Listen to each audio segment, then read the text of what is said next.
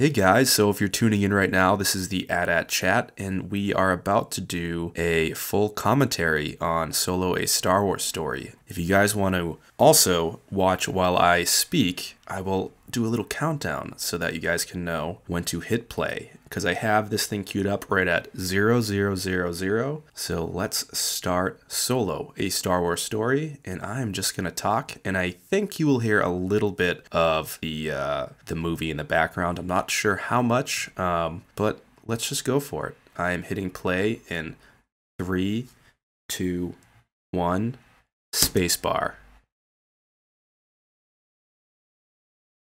All right, so the Lucasfilm logo emerges.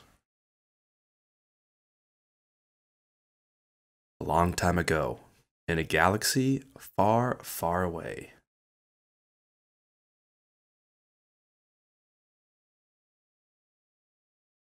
I love this. It's a lawless time. Crime syndicates compete for resources, fuel, medicine, and hyperfuel. I really love the cellos and the way that they use this text here. It's so cool to me. Slowly growing. And I also like this line. It's a little cheeky. Now Han's coming.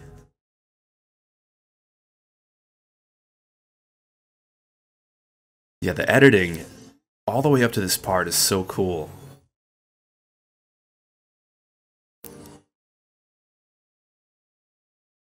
Yeah. It's a pretty long shot too, if you didn't notice that. There's a lot of long oneers in this movie.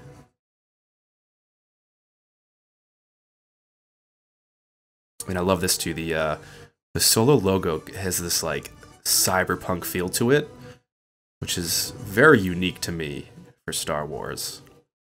Right here, I think he kind of looks like Tom Cruise.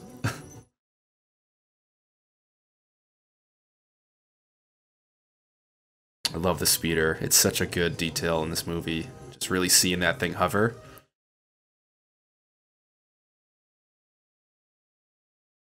Alright, now we're getting around to the Lady Proxima Den.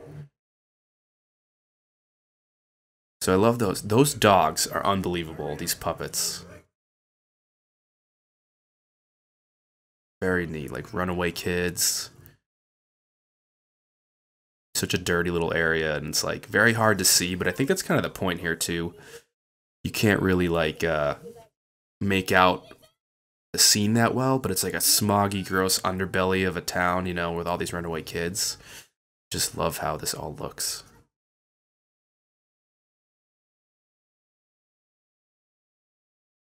All right.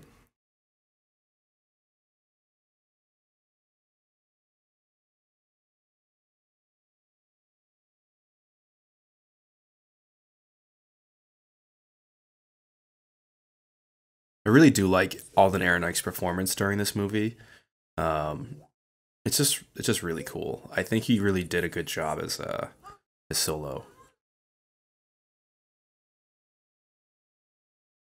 The lighting in the scene is also really neat. They're all backlit, almost like silhouette.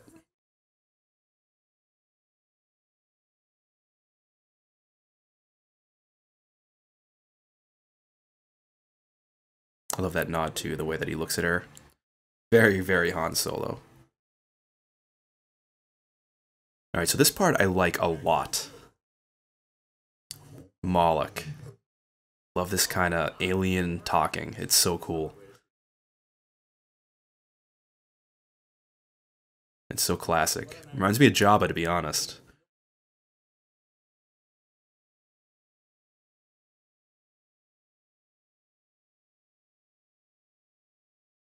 And she hides the coaxium. So very cool puppet design. That's so cool. I love this. The Jim Henson madness.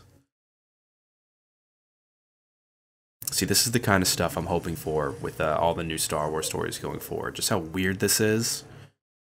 The music. This weird worm. I love all the jewelry on her too. It's so cool, the costume design.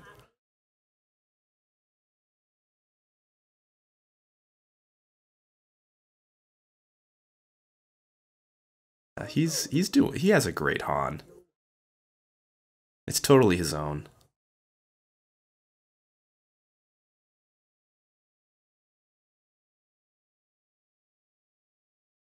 It's interesting. I need to look into what all the things on the scrum rats' heads mean, like those little like mirrors. I'm not sure what that is. If that's supposed to be like eye protection or some sort of just hat.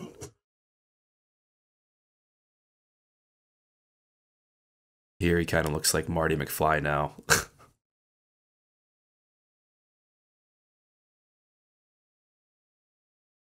Really interesting here too is that it seems like there's just like a completely desaturated scene and then tinted to blue.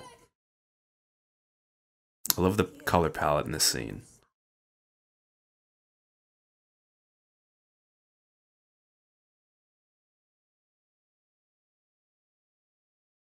Yeah, so Lady Proxima, that puppet is outrageous. It's gotta be like 12 feet. I wonder how many people had to actually, you know, bring that to life. Such a cool homage to Return of the Jedi with the thermal detonator.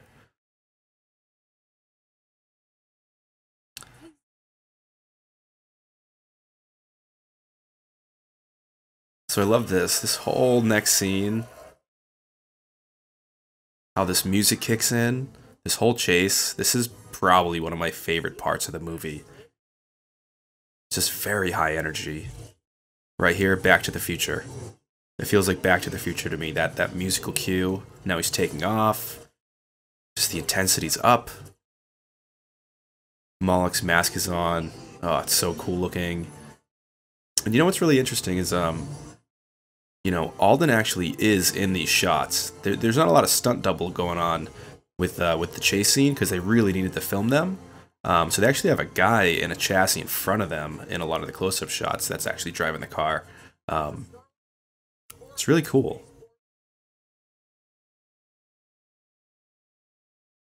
It's funny, coaxium looks a lot like ferrofluid. If anybody knows what that is, ferrofluid is magnetic fluid. I will say, this is like a little earthy, but I still really like how this is. Very much like a Rebels vibe.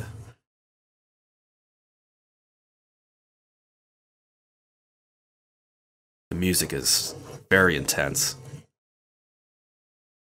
And again, that's that really cool alien language. I love that in here. That's one thing I didn't like in The Last Jedi, that silly southern accent. This movie is sweet. It's like Solo Tokyo Drift. And what's cool, if you watch the behind the scenes, they show you how they do this with the... this joke is funny. I love that droid. Reminds me of the droid in Rebels that's kind of depressed. Yeah, so you can see the shields all being picked up. Alright, so here we go. Here's a big oneer. This scene is so long. One shot. Honestly, like, Ron Howard pulling off this movie when in the short amount of time that he did is just out of control. I need to go research a little bit about Moloch's speeder. Or Stinger? Is that what it's called? It's called a Stinger? I love the Stormtrooper design, but to be honest, I wish he was in it a little more. It's too bad that that's it. Very cool design, though. Alright, so now they're in, like, the actual, like, refinery. Oh yeah, so here comes the trick, the Han trick. And also, he looks like Aaron Eckhart right there. I thought this was a cool nod to the way that he always, like, escapes. You know, TIE fighters would be there, they'd crash into the wall.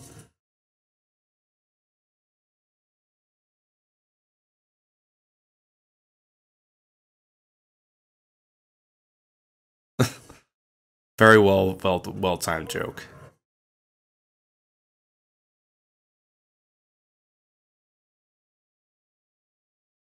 I love the Han theme too. It's like very bouncy, like the dun dun dun dun dun. Just a very good score in this movie. One of the best, to be honest, out of the whole new Disney era. Yeah, so I love the detail in this whole entire set. This 360 set here. Classic Stormtrooper. It's a very neat way to show the Empire without them being like just the main villain. Kind of feels like you're going to the airport, you know?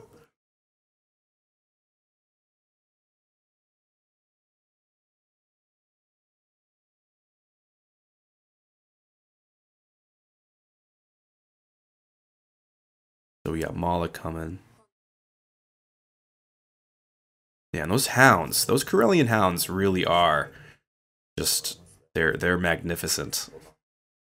I would love to get some sort of Black Series figure of that, to be honest, to add to my collection.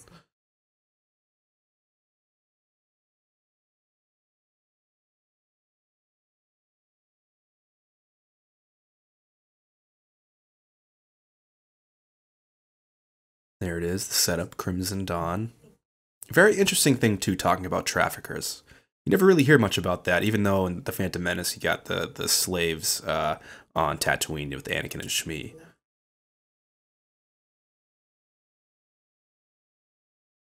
I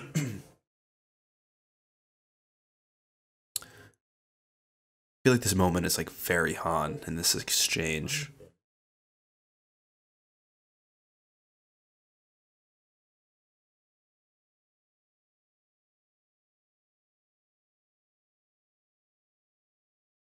I love how stoic and rigid that lady is. It's so funny. Yeah, all the sets in here and the attention to detail is honestly, it's wild. I mean, I know Ron Howard had maybe I think 3 or 4 months to reshoot all this, and just the fact that there's this much stuff in front of the camera, and it all looks really lived in and great. It's really a miracle that he pulled this off. Yes, no. It's the only this part's okay.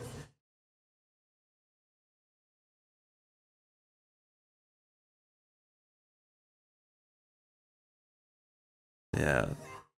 I do feel the emotion, you know, like she's a very great actress.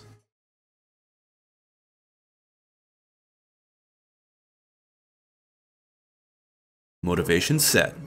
Alright, we got the Curling Hounds running up. I almost wish that they broke through the door here. Ugh.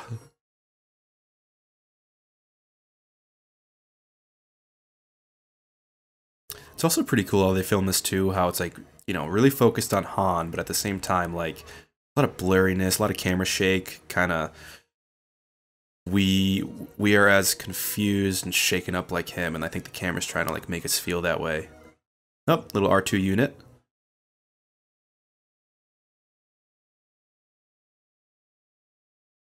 Interesting, it's like a refugee, you know?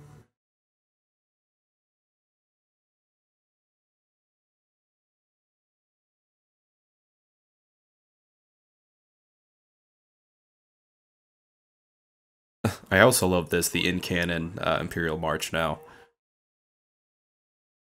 It's kind of cool. It's like a little ad that you get to see in the Star Wars universe. I work in advertising, so watching an ad in a movie is just kind of funny in Star Wars. Yeah, was it supposed to be like Tag and Bink right here? I think so.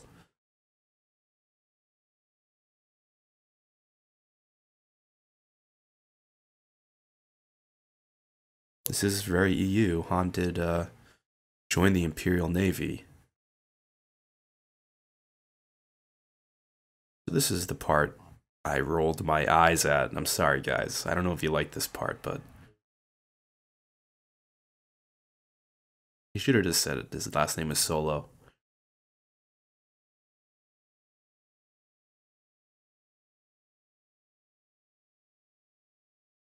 Eh.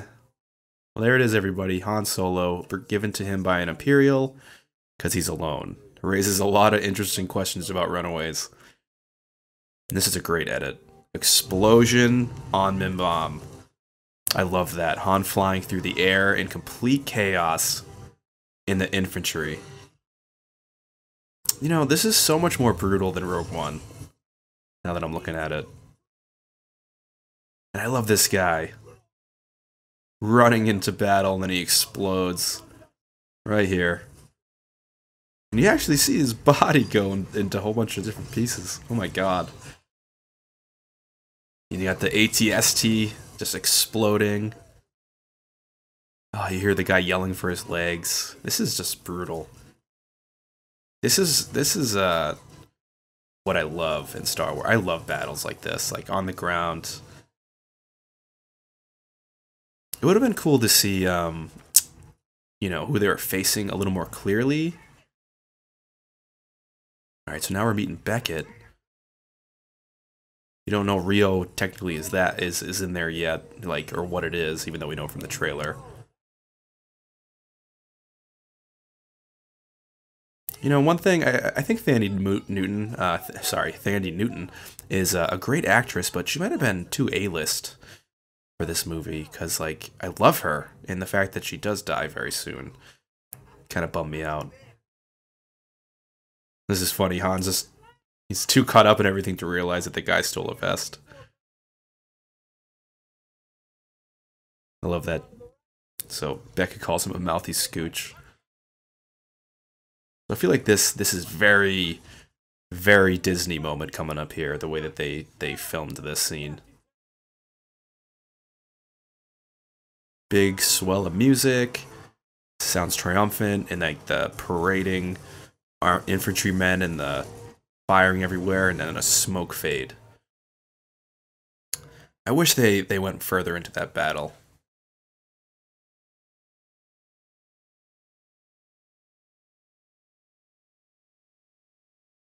So it's pretty cool seeing like Han and Beckett in the trenches here. You can see the Mimban troopers, which is a very cool design to add to the Stormtrooper catalog.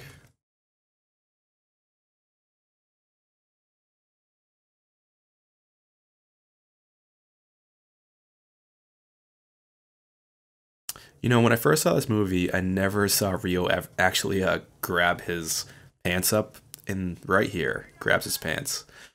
It's actually kind of funny.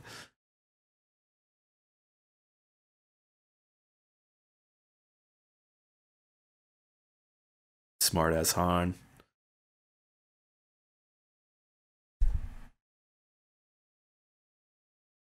This Imperial's such a dick.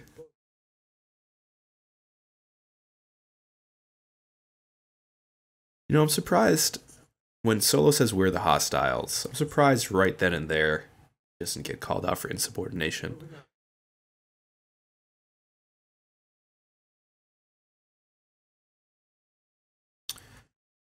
Now, Mischievous Han is on his way to go get into some shit with Beckett, who is there to get some AT haulers.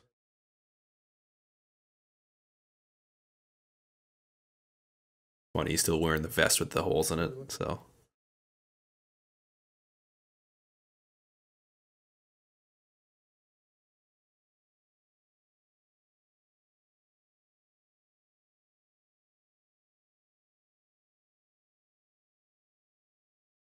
Yeah, you know, I just don't buy anybody saying that Alden didn't do a good job. He's a fantastic Han. He owns it. Good job, Alden. He's got he's definitely got the smooth thing going that that Harrison Ford had.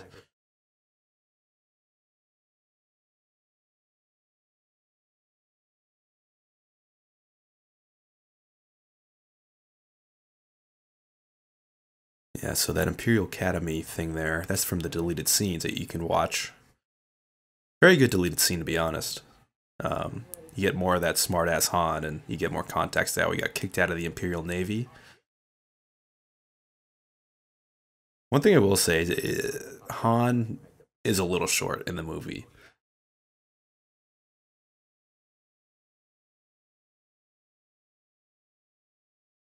It's an interesting line right there. I've already been away too long. Very reminiscent of Rey, you know? He's trying to get back to Corellia. Rey's trying to get back to her parents.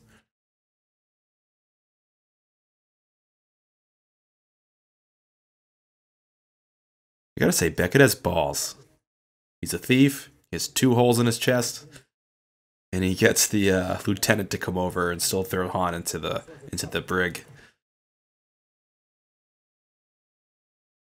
And these mud troopers, or no, I'm sorry, Mimban troopers. It's interesting. I do wonder what the function of the cape is. I haven't really looked into it. I'll have to do some Wikipedia later on. So this whole way that they meet Chewie, I love this. I didn't think this is how they were going to meet in the movie. I thought he was going to do the whole, like, save Chewbacca from being a slave in the mine somewhere or something like that. But this was really fun. It's also kind of scary. Kind of like very reminiscent of the you know, when Luke's on Hoth. You get the Wampa taking him.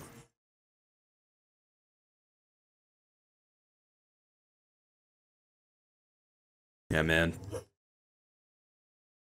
Chewie's like Bigfoot right here, just coming in. Ominous as hell. And Han's just like, what?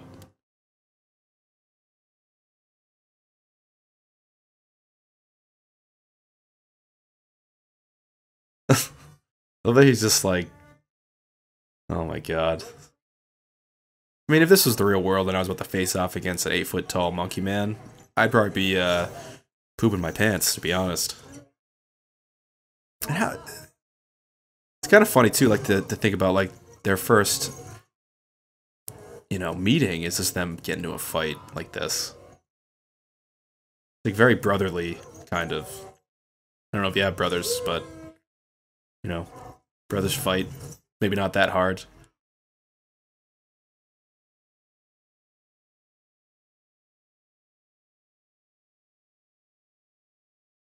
I do wish their comms were a little bit more distorted, like traditional stormtroopers when they're talking to each other. So I like that Han knows how to speak Wookiee. Or what's it called? Wookieese or Wookiees? Me have plan of breakout. You and I freedom make by secret battle of pretend. Look, big stick. You know, not bad Wookiee. Just sounds like a bunch of sounds, but sure. I believe it. I love this. Now they're finally working as a team.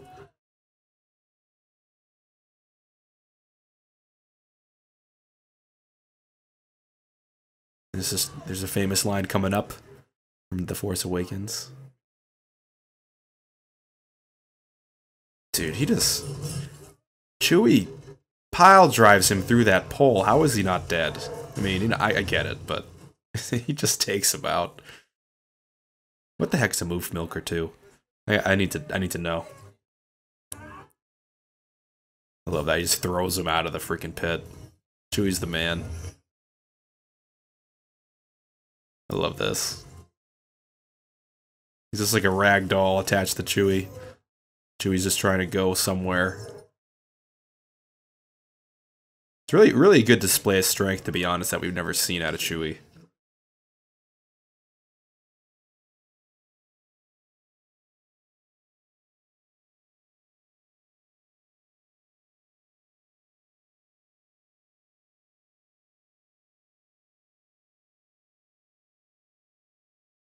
Like that, you know, slowly building trust.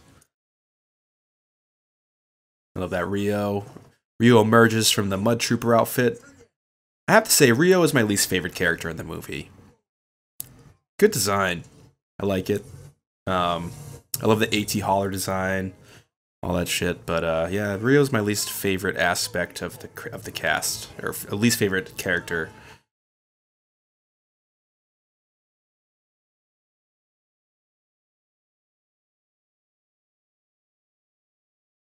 Just like a little too...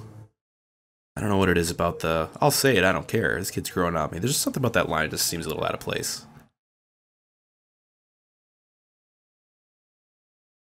That's a good joke with though. The joke about curling up in a Wookiee's lap. Yeah. So somehow Han bullshits his way into another good situation. Gets a Wookiee to help him, escapes. And finally we go from the dark, mangy look of the whole beginning of this movie. I think we're heading to Vandor now. Oh no, wait, nope, I'm wrong. The shower scene, probably the most ridiculous scene I've ever seen in Star Wars in a good way. I love this, just pushes him out of the way.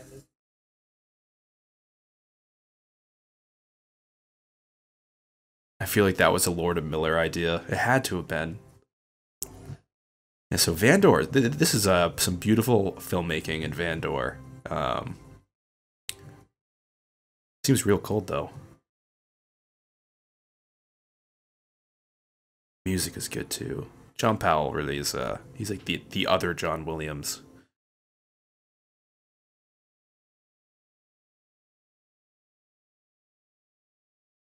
And Wookiee's got some flow with that hair.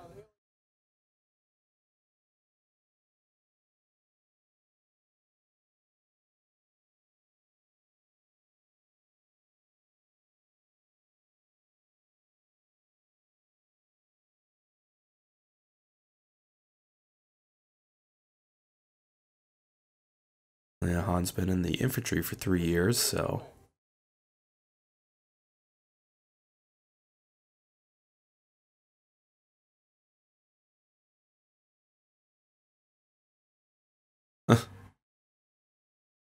So now we know where Chewie came from. Ding ding.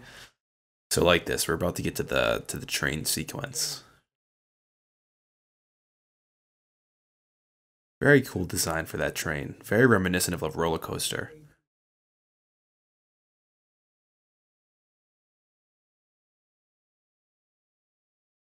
I think Thandie Newton has pilot goggles. Yeah. I love the Viper droid design too. So classic.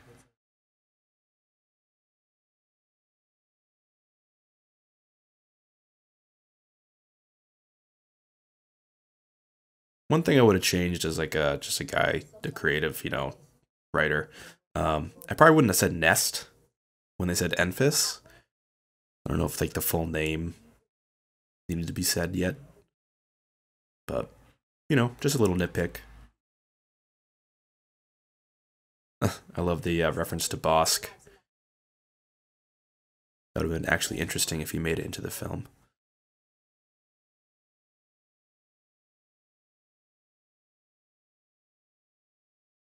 I like this little campfire chat. This is like where everybody kind of gets to know each other. But unfortunately, I just feel like I wish that we spent more time with Beckett's crew.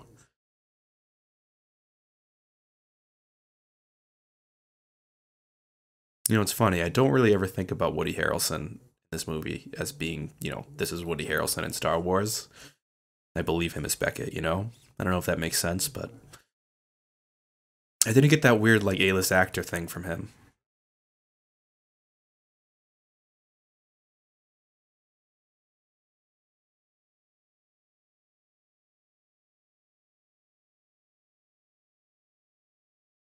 It's funny. So now like he calls him Flyboy, trying to figure out what the heck he's up to. Then he says, "Oh, there must be a girl." I love the joke from Rio when he goes, "Does she have sharp teeth?" It's so funny.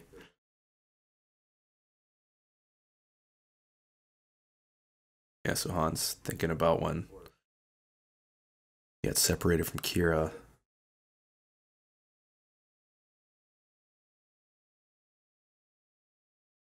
He was given the whole shtick. He's really wants to go back and just save his girl. It was kind of interesting too, because usually Han's like portrayed as kind of selfish, but um, eventually, he is the guy that does the right thing. So he has a heart of gold down there. Essentially, his character. Scoundrel with a heart of gold. This is probably Chewbacca's longest line in a movie.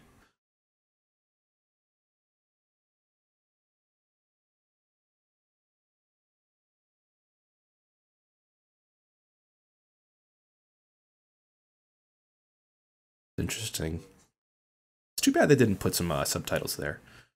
Even though, like, I guess I would have broke canon a little bit because we never see Chewbacca's subtitles.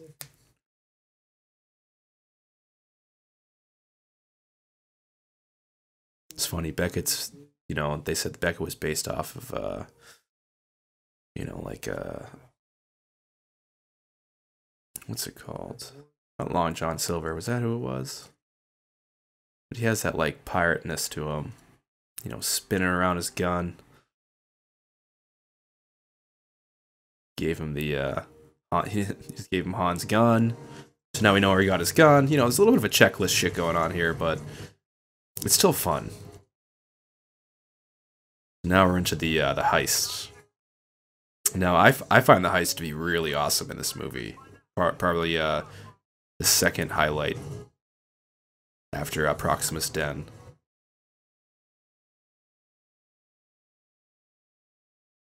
You know, they said it was a space western, so we gotta have a train heist, you know? Man, Chewbacca. It's crazy how fluffy he looks. I've never seen him look like this.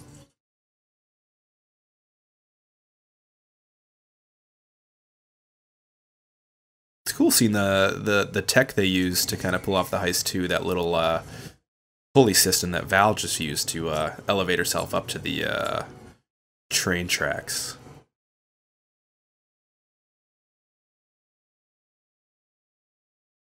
So they find the coaxium. I love that name. I wonder how many iterations of like that name they went through until they landed on coaxium.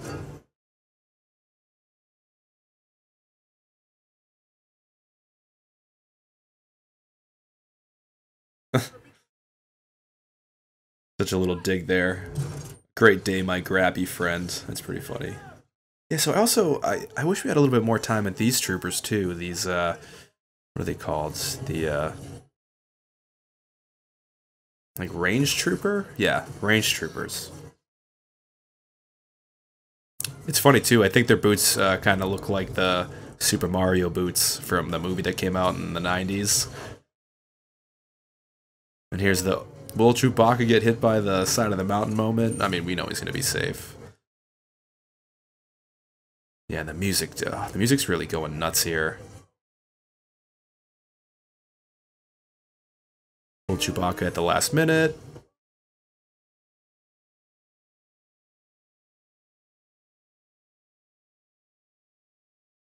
So Beckett's a really efficient, you know, guy with his pistol there. Or blaster, I mean. So they just separated the tracks from the range troopers. Still getting shot at, but that's it. You know, that's it for the troopers. It saddens me. I love stormtroopers.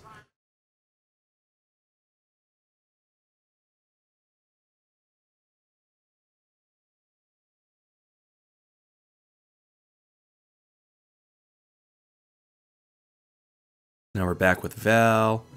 She's placing some of the detonators. Oh yeah, here we go. Enfys Nest is coming in. This is when shit goes off the rails. This is like Mad Max Star Wars on crack. And this might be like the score here with the Gregorian choir kind of thing in the background.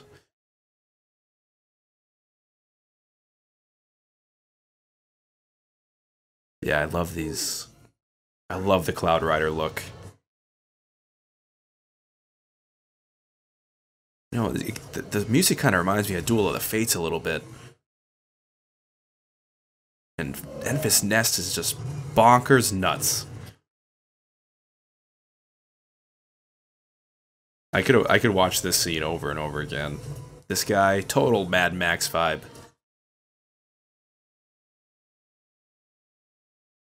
I really hope the Mandalorian is like this, just completely insane.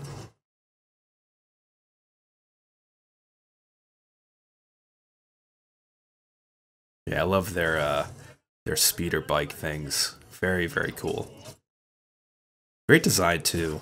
Very reminiscent of a like a pod racer, and I happen to really like that stuff. Yeah, so Rio just got shot, and R.I.P. buddy. I actually didn't really see that coming when I first saw the movie, that like Rio was gonna go so quick. I figured they're gonna play him like the lovable character throughout, but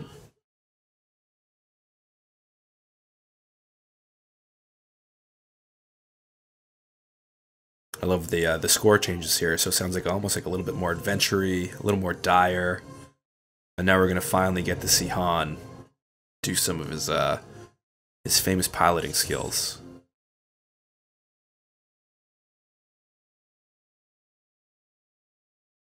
So now everybody has to contend with these Viper droids, which are really awesome.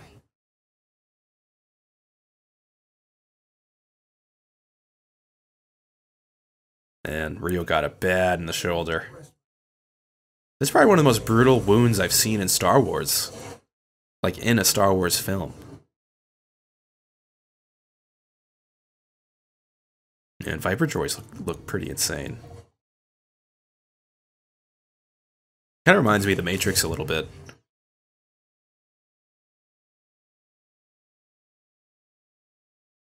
Yeah, so here we go. Enfys Nest is going in. Take down some Beckett. I love that blade she has. The design, oh man. I wonder how long they spent in this design of her as well. The helmet with the Arabesh, the Native American feel, the fighting style. Like, just knowing what we find out about Enfys Nest just makes it even more crazy at what she's capable of. She truly is just like a fearsome leader.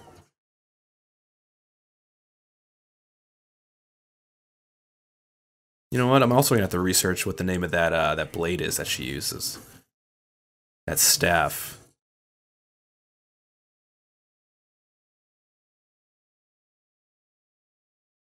This is Rio saying his final words.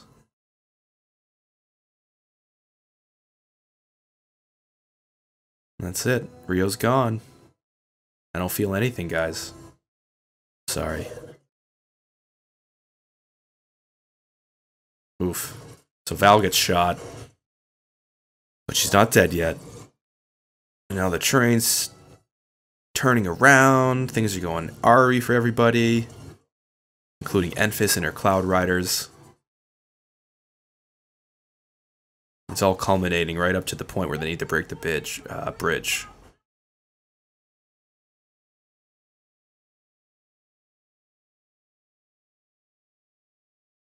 Now, actually, even though this happened so sudden, it is a very, very good scene. Self-sacrifice.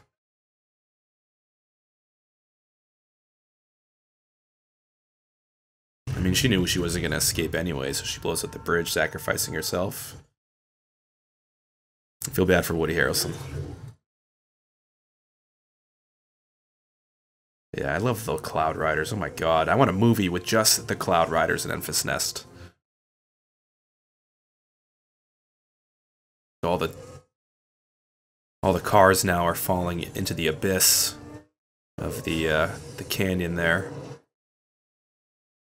I know everybody's fighting over that cargo.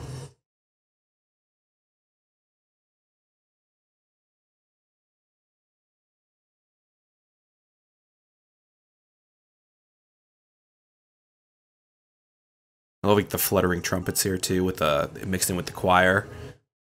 You know, it's just really so menacing. Release your cables or die, she yells. Enfys is definitely one of my favorite characters out of the whole new era.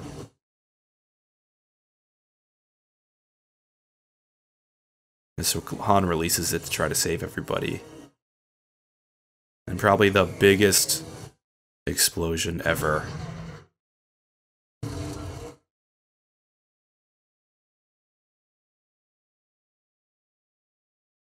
That's probably one of the best visual effects I've ever seen in my entire life. The way that mountain explodes is unreal.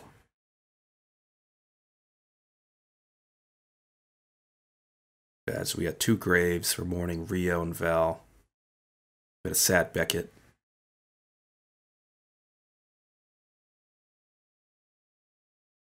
I saw this coming, this punch. This hurts so bad.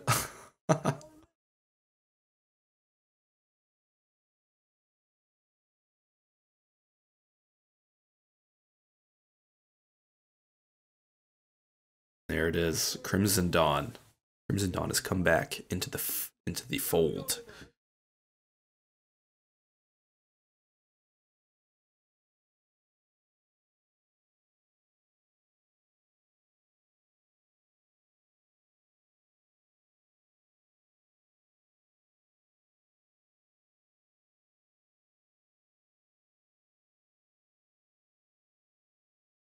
There we go. We know the crime boss, Dryden Voss. It's interesting to think about that. You know, the Empire isn't the worst thing out there. I like how that plays into the galaxy now. You know, there's more horrible things, and that's Crimson Dawn, traffickers.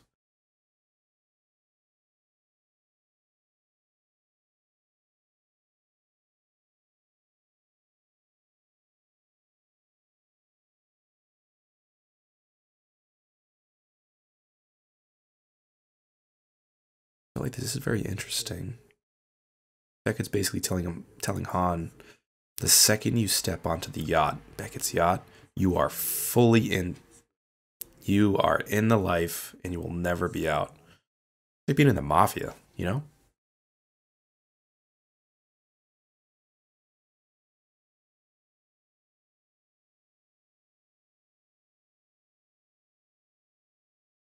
Kind of interesting seeing like the little kind of like mentor vibe between Han and Beckett, you know, or Beckett towards Han.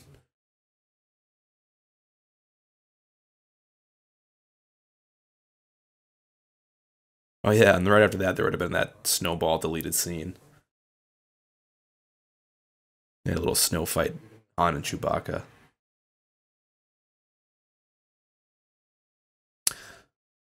So here we go, another ship. So Dryden Voss's yacht is one of the most interesting designs for a ship I've seen in a long time. It's kind of like this tall building that floats, you know?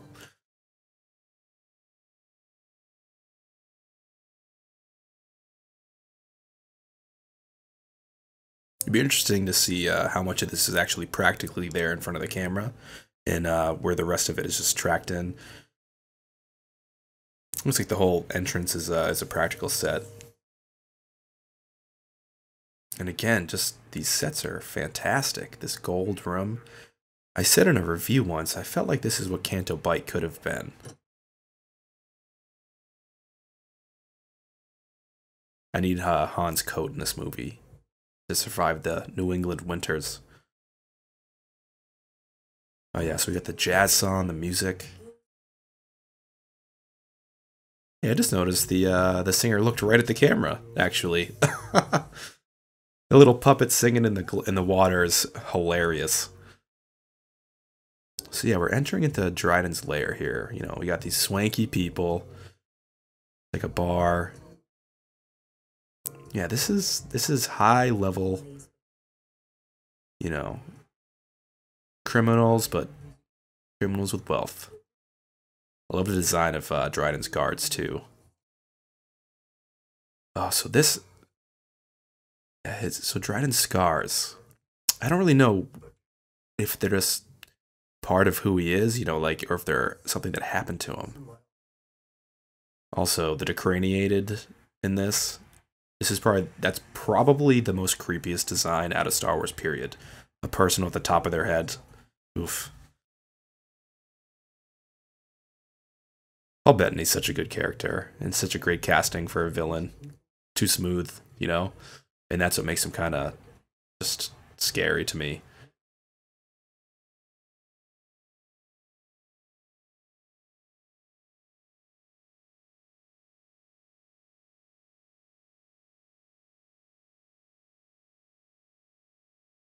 I love that he's like actually literally keeping his head down after Beckett told him to.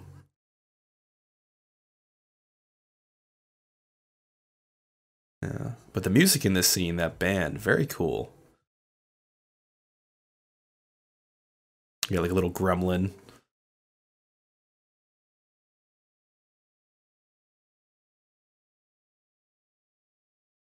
Yeah, so this yacht is very cool. And now Han finally meets back up with Kira. You literally can't believe it too.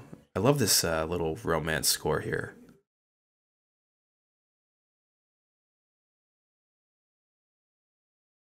Very, very Williams. You can tell something's up with her, you know? She has the Crimson Dawn necklace on.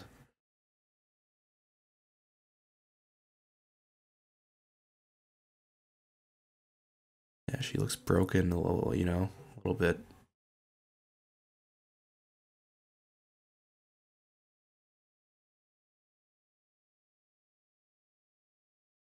It's interesting how they frame Han and Kira. They always have them pushed towards the opposite side of the screen I would think of, which is just an interesting technique for, you know, people talking to each other. Usually you have people a little bit more towards the edges on the opposite side.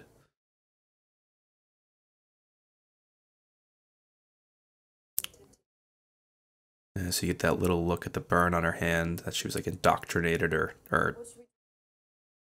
branded into Crimson Dawn, you know? So she was trafficked.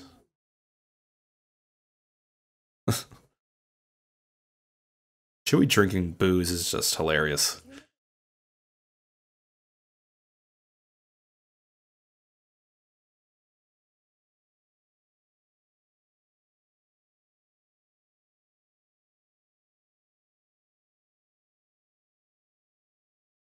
It's funny them catching up. It also seems like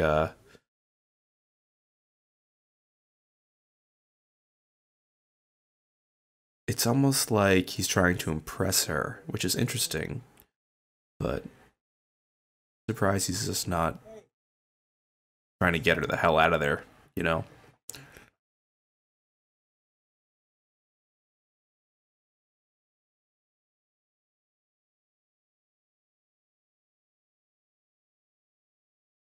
So now we got Dryden, Tobias, Kira, Han. Everybody's about to meet up. I love how Dryden pretends to even care.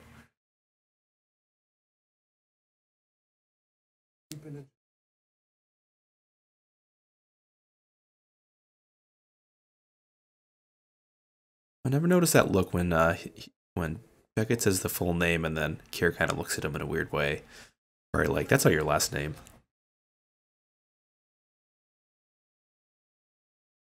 Scrum rat. That term is funny. Reminds me of Aladdin.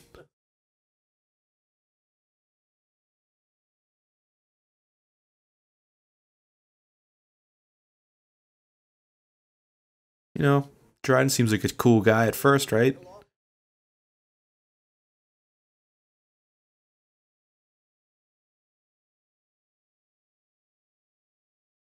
It's really good Chewie and Han banter right there.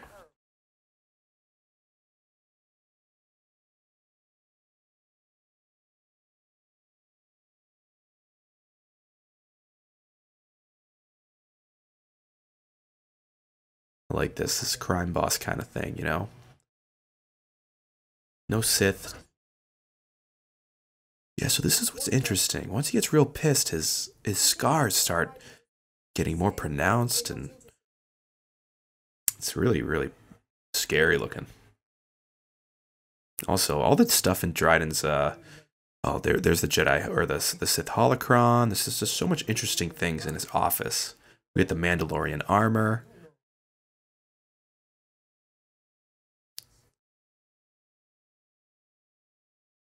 It's a very peculiar thumb, very sharp at the end.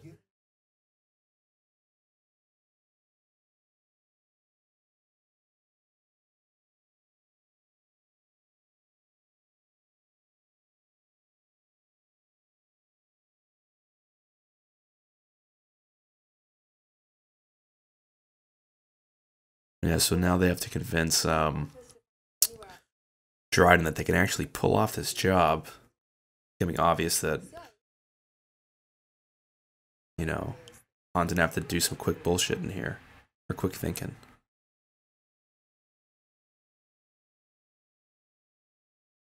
funny every time Beckett tells him to not talk. The more he talks, it's kind of like in this instance, it helps them out of the situation. It's just very Han.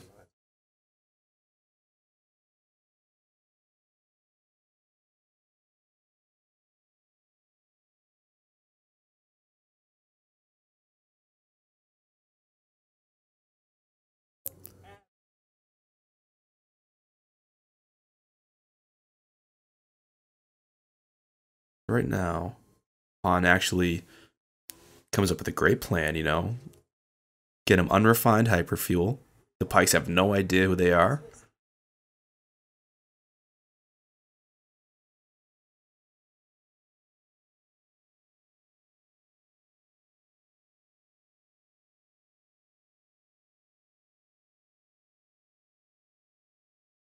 So I wonder what I'm going to be reading the book soon for Solo, and I wonder what Kira's thinking in her mind in this moment while she's pretty much negotiating with her boss. Um, you know, as her boss is about to kill her best friend from her childhood.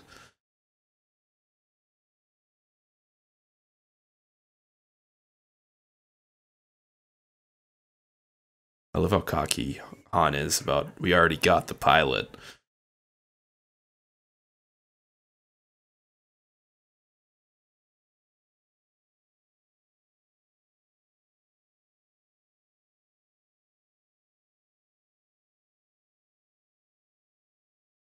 I love the little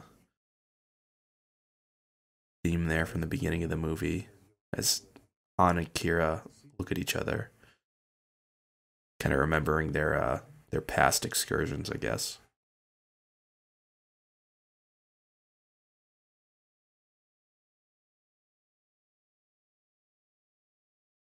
I love this too. I think Dryden's actually a pretty funny crime boss.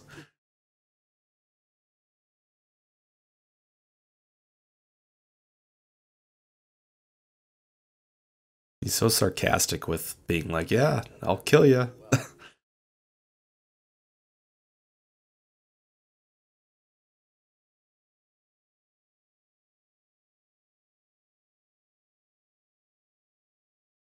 So this is like another thing that gets like a little checklisty. Han's going, Han and everybody needs to find a ship, and now we go find Lando. But the real cool thing about all of this is again the set designs. I love this underground den here. The droid battles is pretty funny. Runs your robot wars. And I think we see Ron Howard's brother in here at some point. Yeah, so we're coming up to the sabacc table, and there is Lando Calrissian, surrounded by a ton of puppets and what was that dude's name? Therm Scissor Punch. I like Therm Scissor Punch.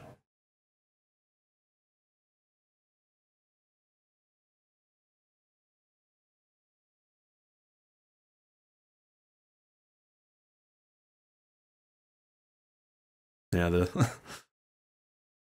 a lot of moments with Chewie in this movie are cute and funny. For lack of a better way to describe it. Han's entering into the sabacc game.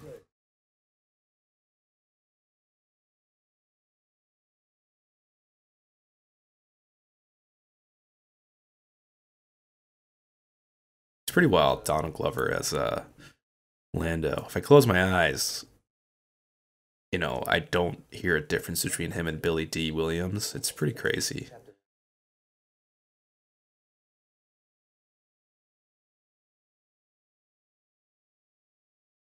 I love Chewie just kind of like overseeing the whole thing there, just watching.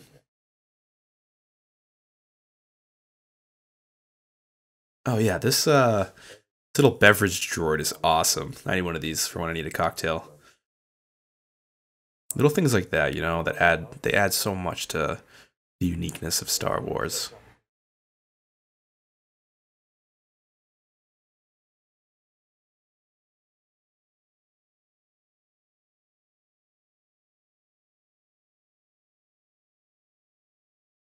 Again, Han's bullshitting.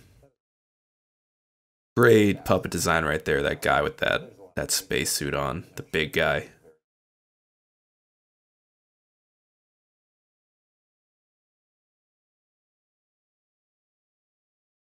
The six-eyed alien's really awesome too. I mean, this movie has the most uh, creature design and costumes, I think, out of everything that's come out so far. I mean, there's just so much stuff in every frame. I gotta see if there's some collectible Sabacc cards out there. The one eye looking at him, the six-eyed alien, that's pretty funny, actually.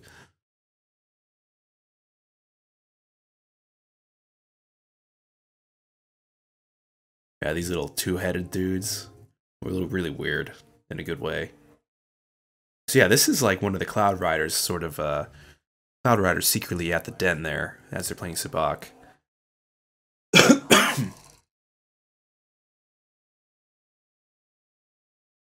So Han's getting super cocky.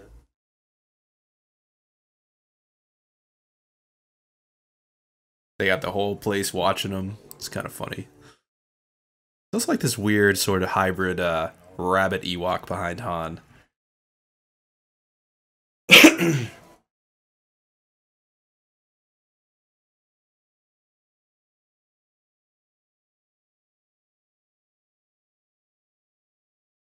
I love that Lando calls him Han. Just like to be a dick.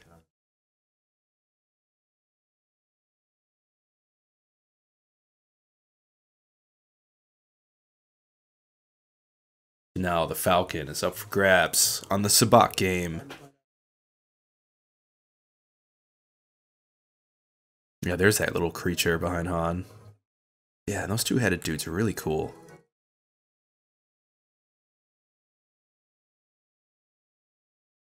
So you think, you know, alright, this is where Han wins the Millennium Falcon, but that can't be it.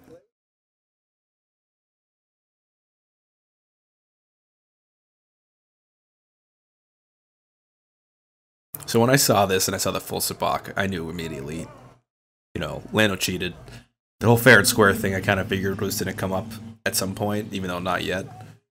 But you can see Han's, you know, Han's really kind of defeated here. Yeah, you see that little magic trick thing go up his sleeve.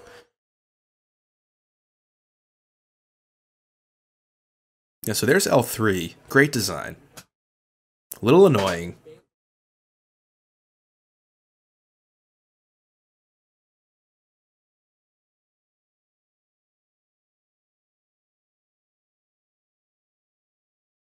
Yeah, so now Kira and Lando. Lando's being smooth. He sounds so much like Billy D. It's insane.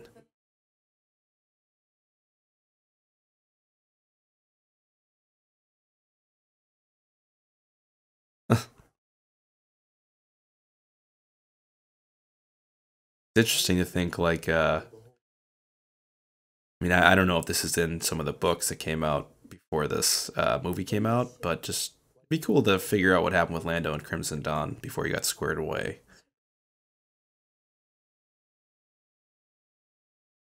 And there's that little Cloud Rider spying on everybody. I love that diss. Shh, grown-ups are talking. You should use it every time the comment sections get out of hand.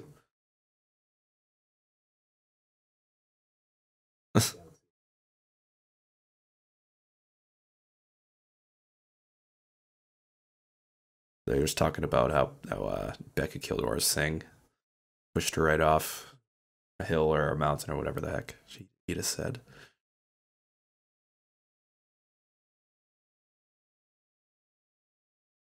Lando's such a pushover. 25% works. Yeah, so now we're going over to L3, like we just saw a second ago. Oh yeah, so there's the Howard brother. He's always in Ron Howard's movies.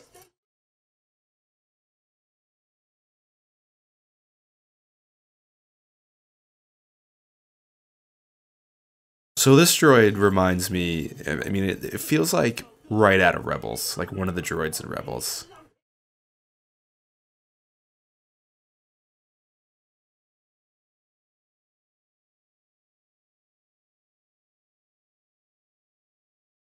But yeah, I love the design of L3. Looks a little bit like Johnny Five from Power Rangers. I don't know if you guys remember that. Or no, I'm sorry, not Johnny Five. Is it Alpha? Johnny Five's from Short Circuit. Alpha's from Power Rangers.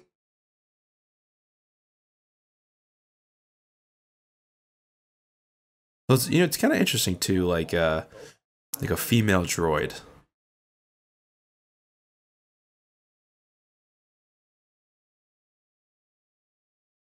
It raises a lot of interesting questions about droids if L3 is actually sentient.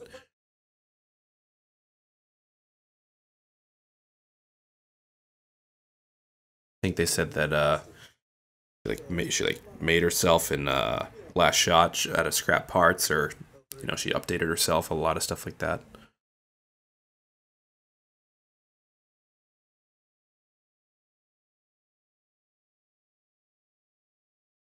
I love that she's a shy droid. She can't cut through the metal if people are looking at her.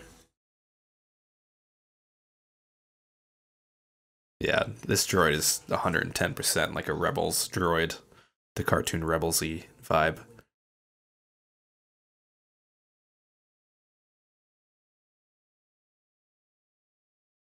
There it is. They call it the piece of junk. And unfortunately, Han is the one that turns it into a piece of junk.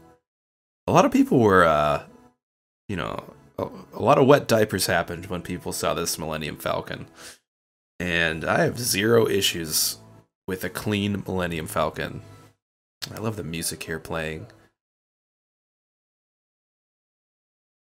Little nostalgia for us.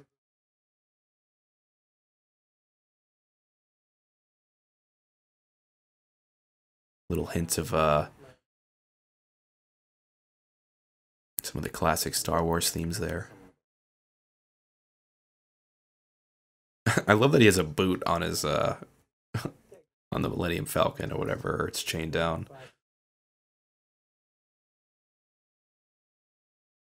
Here's a perfect Lando moment.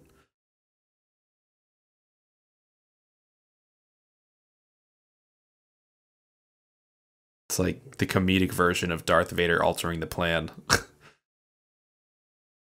Pray I do not alter it any further. So now the Cloud Rider tells Enfys. Oh, I love Enfys's design. I cannot emphasize that enough.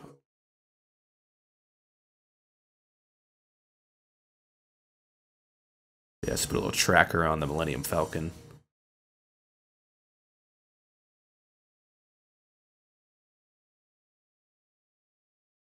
It's just something about seeing the inside of the Millennium Falcon. It just feels like going home, right?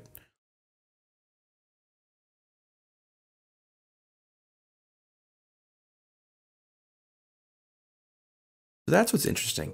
Han has a dad. So he obviously has a last name, and he just chose not to give it.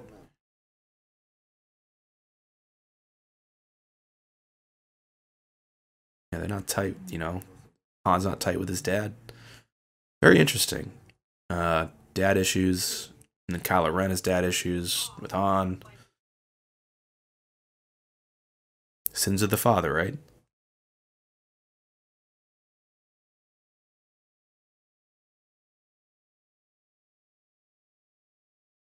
So this is the thing about L3. L3 and Lando's relationship is just a little bizarre.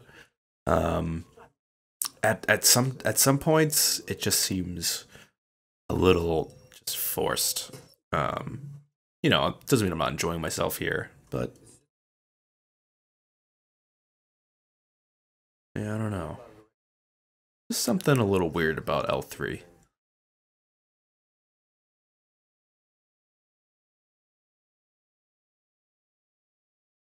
I love that he calls Han baby.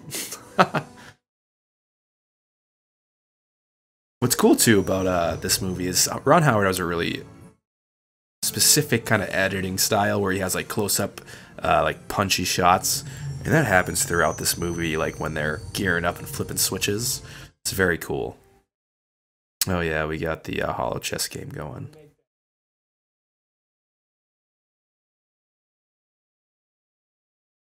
I have no idea how hollow chess works, but I love when Chewie hits the table. You can't wipe off holograms.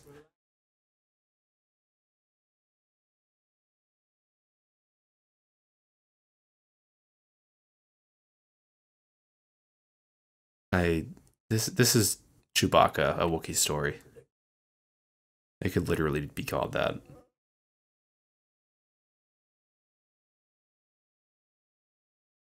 You know, it's interesting. We've never seen the quarters of the Millennium Falcon, but here they are, and you know, we got a little cape room.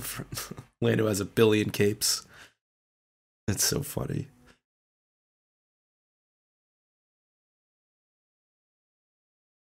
Very, very Lando.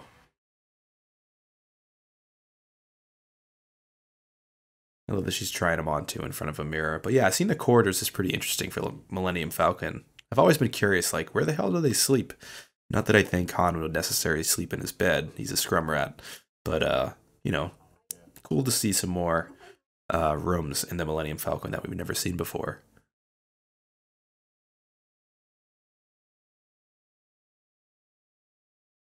So I think this was also the scene, you know, right now between Kira and Han that um, George Lucas came in to help sort of not direct, but guide the tone, maybe.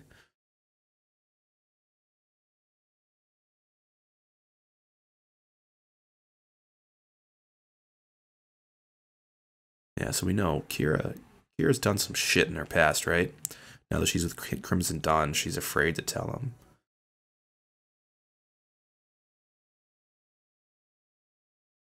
I'm pretty sure this is the scene right now where George Lucas's input says, you know, cut them off when they're kissing. It's like reminiscent of when C-3PO interrupts Han and Leia, you know.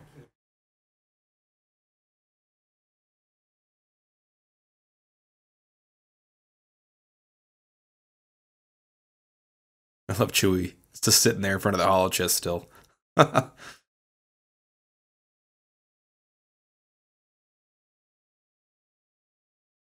You know what? I never noticed until right now that Beckett had the not the Gamorrean guard helmet. What's it called? The well, the guard helmet from Return of the Jedi.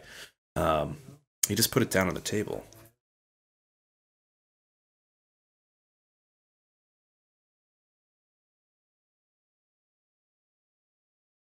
The hell of a thing to say to somebody, to assume everybody will disappoint you and betray you.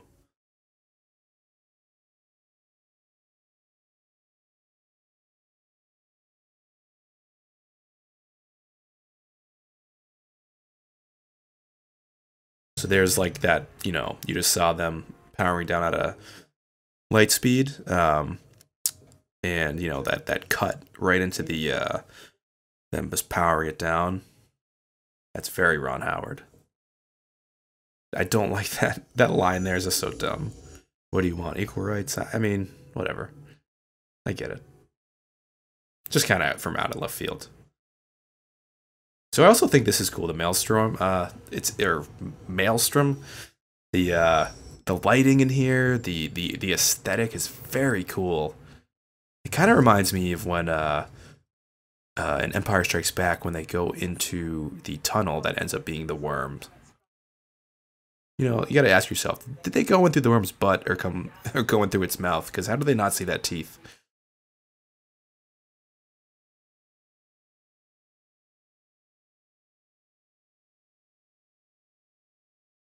So this part's a little weird with the sexual innuendo.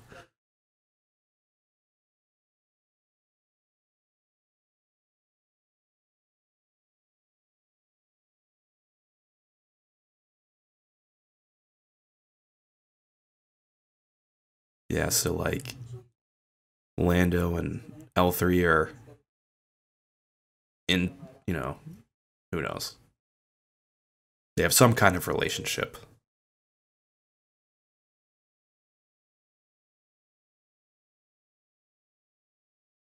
It raises a lot of weird questions if you ask me.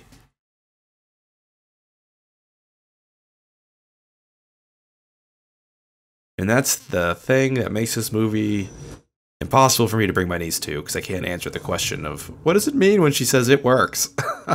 Like, to me, I thought it was kind of funny, but I can't bring my niece to that. I'm sorry. She's a little older. Love the planet design. Remember that. Stick to the plan. Do not improvise. Yeah, we're going down to Kessel. We're going to meet some pikes.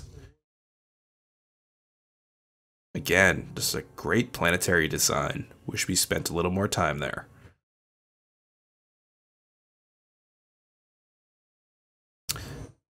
You know what this kind of reminds me of too a little bit? Stargate. A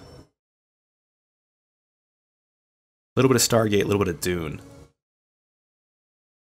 Or specifically the Sci-Fi Channel version of Dune. So yeah, the Pike Syndicate. They nailed the look of these guys. I love the dripping resin coming out of their like breathing apparatus. Yeah, so now Beckett's in that classic suit we all know.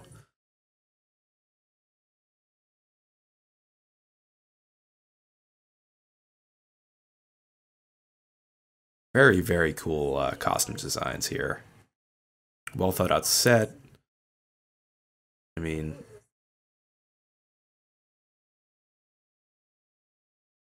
the DP of this movie, the director of photography, same dude that did The Arrival, so you know what you're going to be getting when you have that guy. It's going to be quality.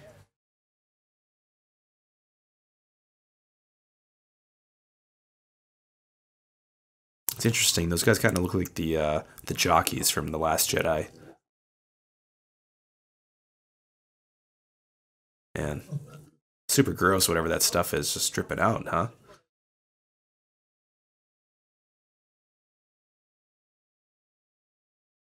Another a little dick joke there. What are they clipping? And then she goes, mm-hmm.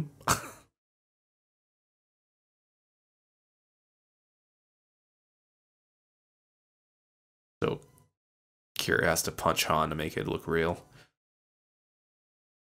Maybe he's thinking he got in over his head. Kind of looks like that's the face he's making, but then we find out, nope. She gave him the dice back. He's got his luck. It would have been interesting if this movie came out right after The Force Awakens. I think it would have done a lot better in the box office. Now we're in this control room. I love the retro like CRT computers here. They're like TVs.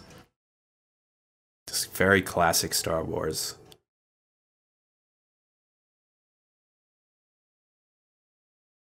The other thing that's cool is I love the weird gibberish these guys are saying.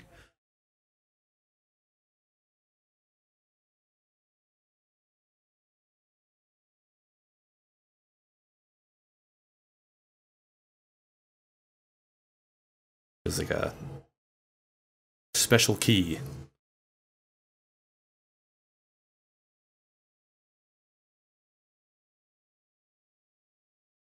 All right, now the plan is underway. So it's cool too in the control room up there where L3 is. There's just so many droids. I love this too. He rips off the guy's arms. Chewie just literally rips off 2 arms. This movie's hilarious.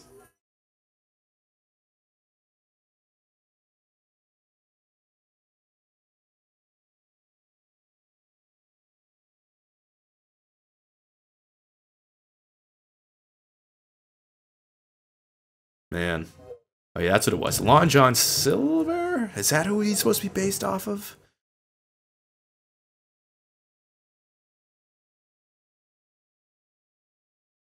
There it is, everybody. Terrace Kasi. It's a pretty cool thing to bring back in. Although I didn't know that Terrascasi was also part of the Praetorian Guard fight style. I'm not sure if you guys knew that either, but I learned that in the Art of book. So this is the spice mines at Kessel. We've always heard about these. Interesting, you know.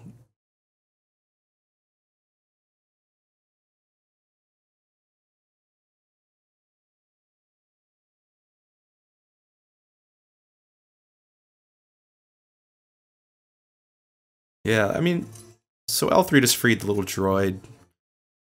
I get it. Their whole thing, freedom.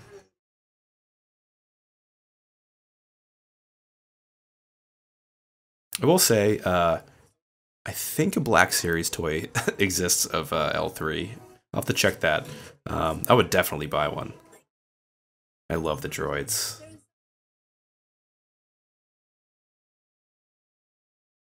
There we go, another like punch-in shot of lever being pulled.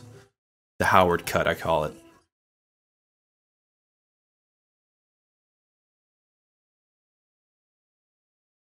Everybody's escaping from the mines. And I love the chaos going on in the room with all the droids.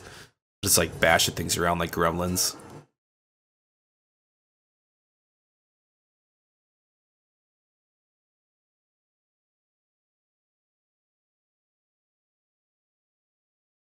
I love that little droid with the two legs. It's so funny looking.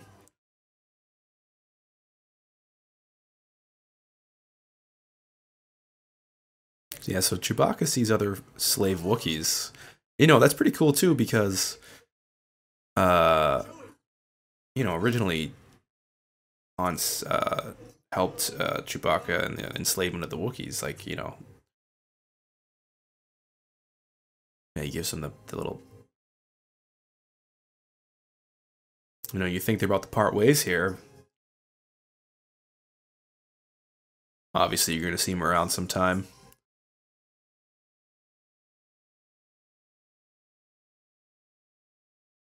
Man, Chewie is just a badass in this movie. So apparently, that Wookiee that's with Chewbacca, I can't remember the name, but that's played by Anthony Daniels. I think. I heard that. Anthony Daniels is in that costume. I love the alien language gibberish. Ugh, every time I hear it. This brings me back to that 80s vibe.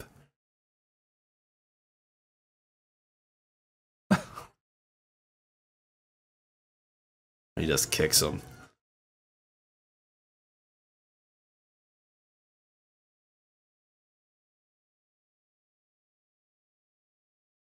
Yeah, this set too, I mean, everything is just so intense. So well crafted. So that's all the coaxium that they need to steal.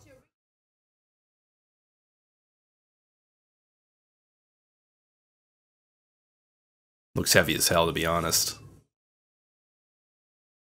You know what it kind of looks like to me? The coaxium. It kind of reminds me of the bomb from Armageddon.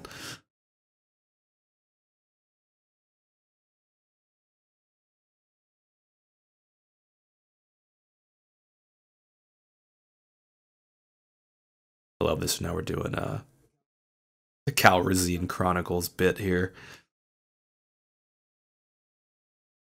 I love how narcissistic Lando is.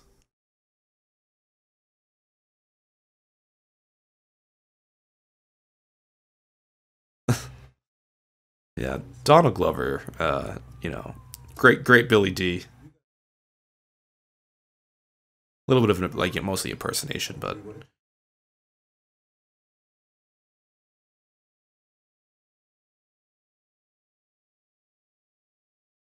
that was probably a line we didn't need. I'm so glad we took this job. That could have been cut out. A little cheeky.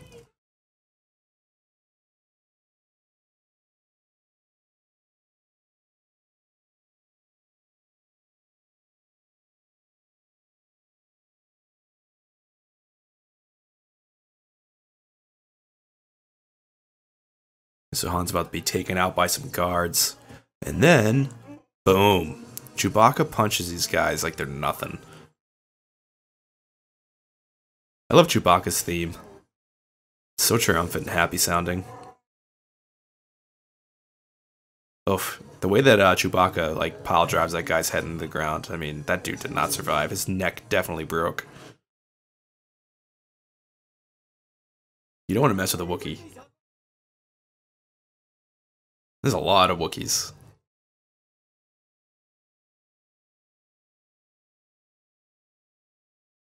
It's like the Christmas special, but not, you know? So yeah, everybody's escaping the mines of Kessel. Actually, I think I faintly saw another character from Rogue One in the background. It's too bad I can't go back because this is real time, but we got some more the yellow font with the alien language still in the coaxium. A lot of pew pew going on right now. I love this move. Han throws the blaster. I'm sorry, Lando throws the blaster to Han and he catches it. We got the Wookiees helping out to get the coaxium onto the Millennium Falcon so they can get it back to Savareen. Yeah, this is a good firefight. A lot of pew pew. We hear Han's theme.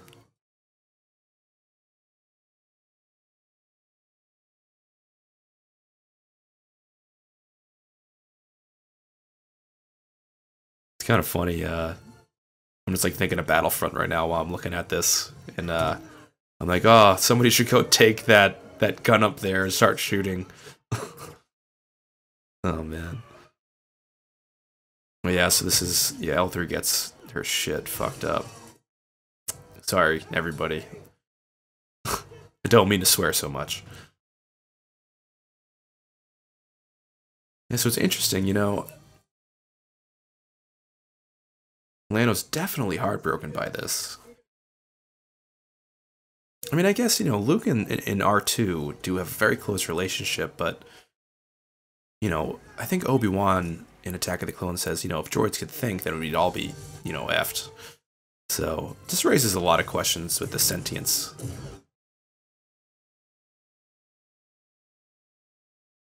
So, Chewie makes his choice here. With the Wookiees and everybody else going away, and decides to stay with Han. I love that headbutt too with the other Wookiee, just like showing respect and love.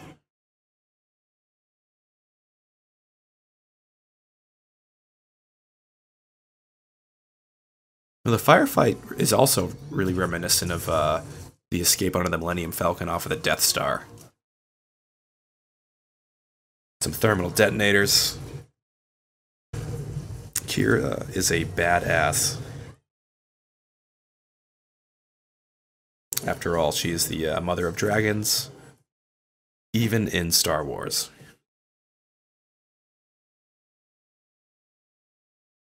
You know, a little part of me does feel sad for L3 here.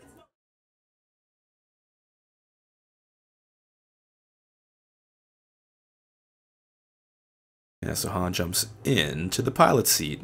This is where I start getting real pumped. I love all these, just the sounds of all the switches going, the tactileness. Han's in his element. Boom. Taken off in the Millennium Falcon. And we can hear the motif. And that blends right into Han's theme. Very, very cool. Yeah, so L3 dies here. Well, whatever that means. Powers down, I guess.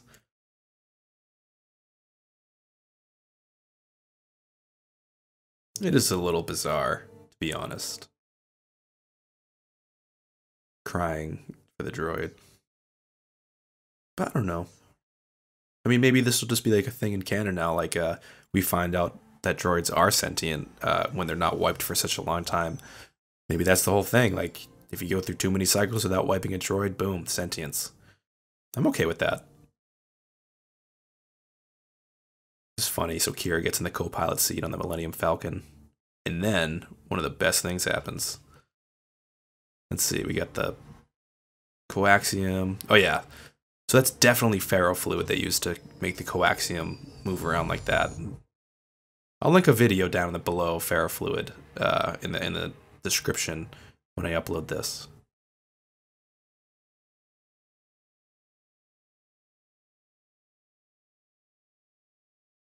Lando looks pissed off.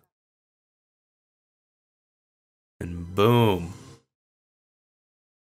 The classic Star Destroyer music. I love that.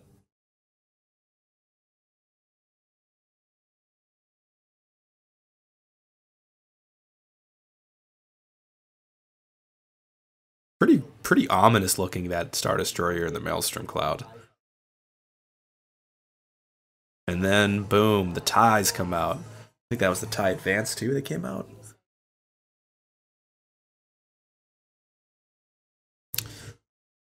So now we finally get to see some of some Han's piloting skills. The what's it called? Improvisation of Han. Yeah, this whole sequence is awesome. I know it's like, you know, the checklist thing I was saying. They're about to do the Kessel Run. So nobody can do the Kessel Run in less than 20 parsecs. That's what Lando just said. Challenging Han.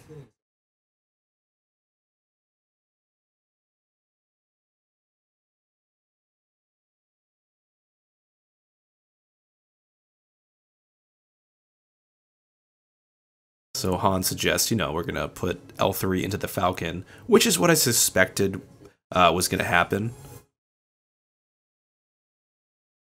You know, C-3PO always says the Falcon has a peculiar dialect in Empire Strikes Back when he's trying to talk to the hyperdrive and all that stuff.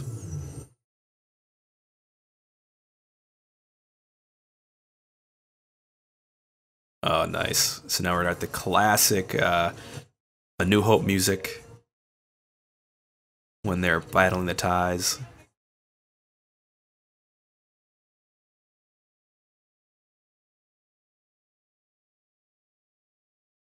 I love this when he's telling Han sayings that Han just absolutely doesn't understand. Like a Gangerson's pelts or whatever the heck he says. It's absolutely ridiculous. That had to have been a Lord and Miller moment.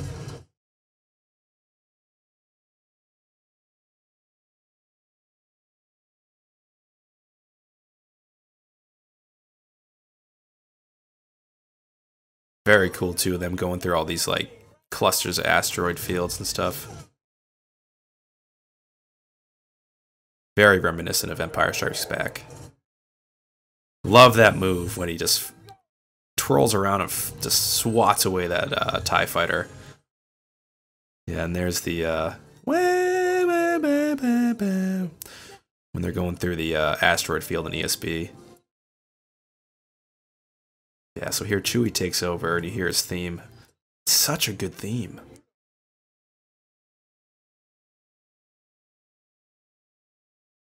So Chewie's 190 years old. I mean, we all know that, but it's just funny. Like, the surprise. And my favorite sound and moment right here. He sits down. They look at each other. They are working together. Han and Chewie are in full effect. So it's cool. Like, I really believe, if anything, that the strongest thing is the between Han and Chewie. Their relationship in this movie is just fantastic. I wonder how many times the gun got blown off, the cannon. It really hurt Beckett's thumbs. I love that joke.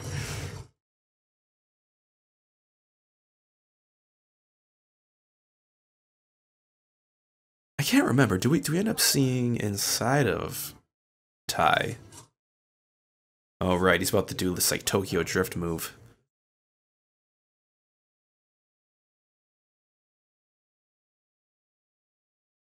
I love that.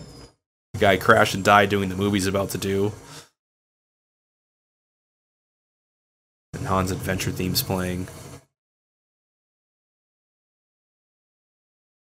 Oh wow, you know what? So like, now that I'm like just staring at this and talking, he made the glass of the TIE fighter explode, instantly freezing the pilot inside, I think. I think that's what just happened. Very, very brutal. Yeah, I love that nod Chewie gives to Han, being like, yeah, I know I just did a good move.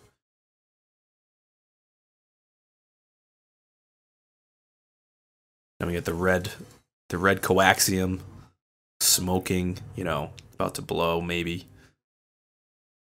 So this is the part that's very interesting. So they're going to upload L3, a sentient droid, theoretically, right, into the Millennium Falcon for navigation, but I mean, if that's her, and she's in the ship, isn't she kind of just, like, trapped? And, like, aware that she's in the ship? I don't know. I mean, it's not a big deal. It's a movie, but just curious, you know, thinking about the logic.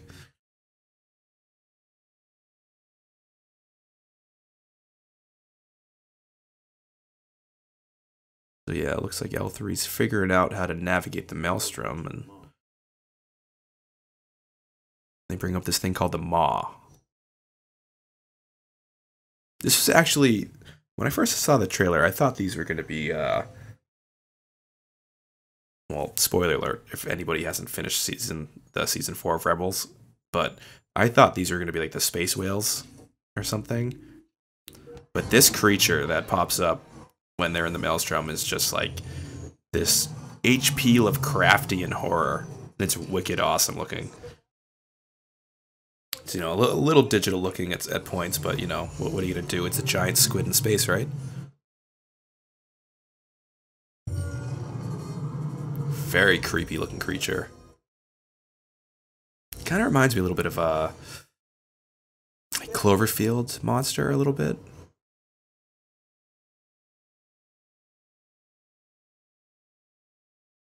So we got like our little interstellar moment here with the gravity well. Right?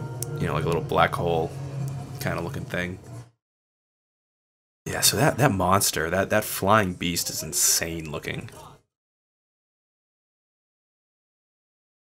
Oh, there goes the escape pod, and now we see the Millennium Falcon looking a little bit more like the Millennium Falcon we love.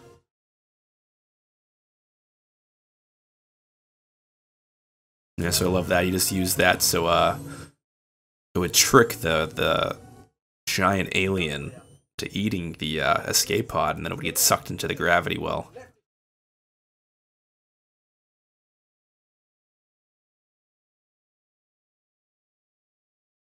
I will say that is not a place I would want to be in a spaceship. It was horrifying.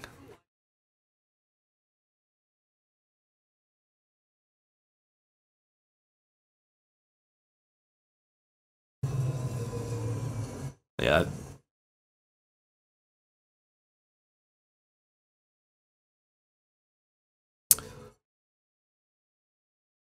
Yeah, so you have to extract the coaxium and try to use that to sort of like propel the ship forward, like you guys saw. I wonder how they got the coaxium to like mist the way they did in that one shot. I love that Han's just destroying the ship too. Like every second that goes by, the Millennium Falcon is turning into the ship we know from A New Hope.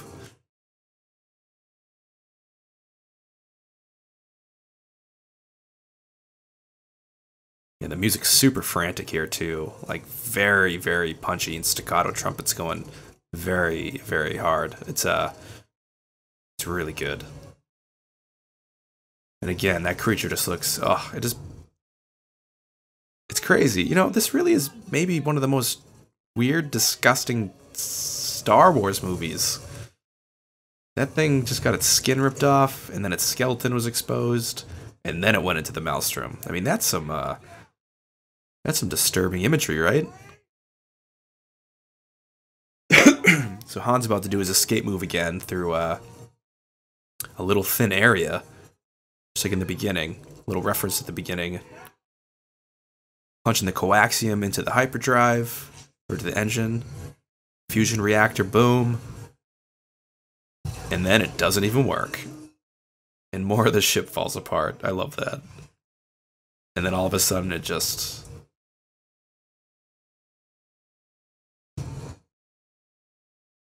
Yeah, they take off.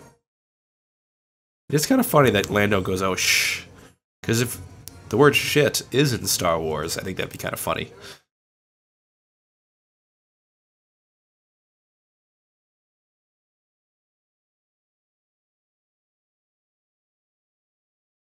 Yeah, so like they're in between these two humongous asteroids closing in, and they're going to use Han's lightspeed, you know, rotation trick to get out of there.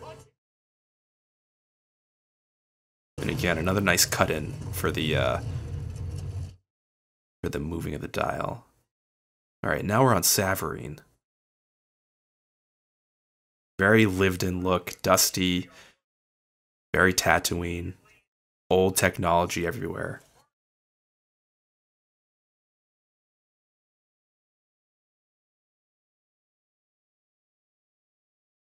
I mean, you gotta have a desert planet in Star Wars, right? But at least this one's like right on the ocean. Yeah, so this is starting to look more like the, well, that thing's really torn apart, but that really looks like the Millennium Falcon we know now.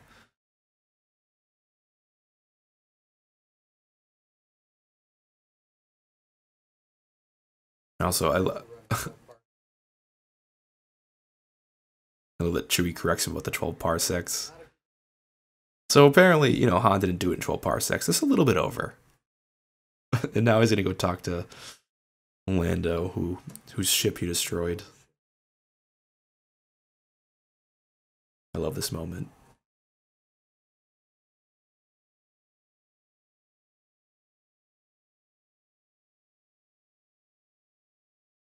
You know, is even though it's a little cheeky, I love that. I hate you. I know. Little homage to the ESP romance, Leia and Han.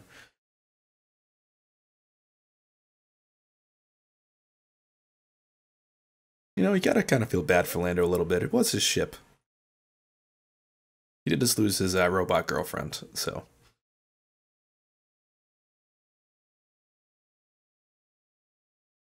Yeah, this is when I start thinking about that like Mad Max stuff again.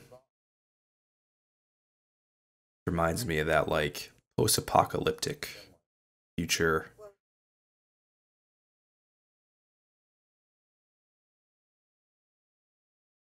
There's the romance theme between them. And Kira and Han while they're in the tents on Savarine. He's realizing that, you know, Kira's just completely gone. Unavailable.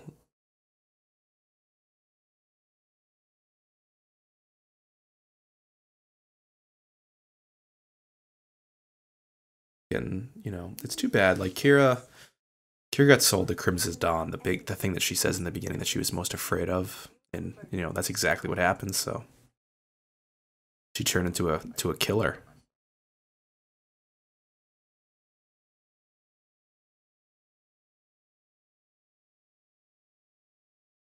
I love that. Han's like, I'm an outlaw. You know, I feel like this, like the demise of the relationship between the two of them, and I'm sure, you know, what happens towards the end of this movie as well, like really factors into Han's sort of like stoicness and sort of aloofness in A New Hope.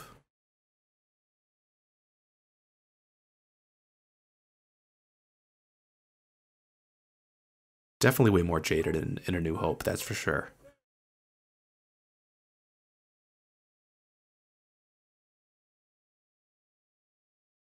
I like that they use like the wind here rather than just putting a bunch of evaporators.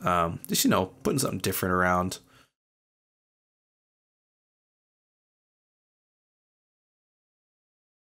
Love the costumes here. The humans.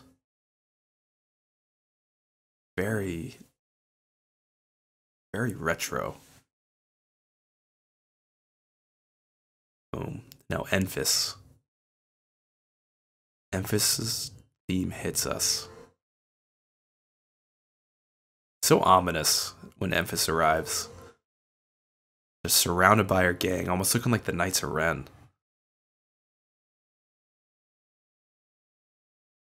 Honestly, like, really, truly one of the best looking characters I've ever seen out of Star Wars.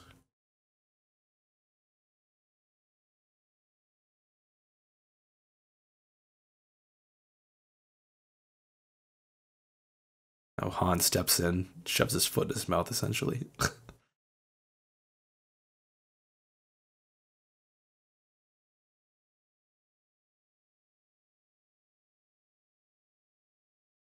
I love that he snaps and then Lando just takes off. Pretty much just saying, you know what? I'm done with this guy. I am not getting into any more nonsense.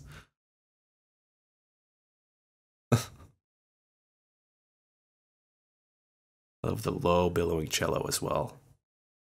Kind of reminds me of Snoke right there.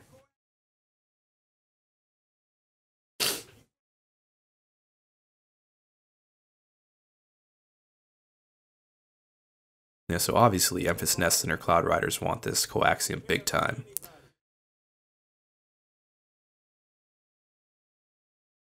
And this part, very, very shocking. If you think about it. This young girl reveals herself.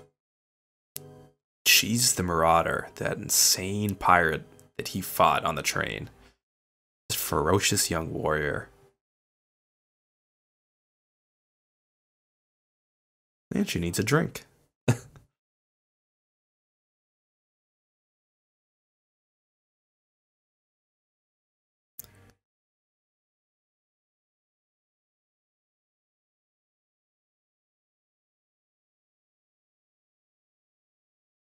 I like this speech a lot, to be honest.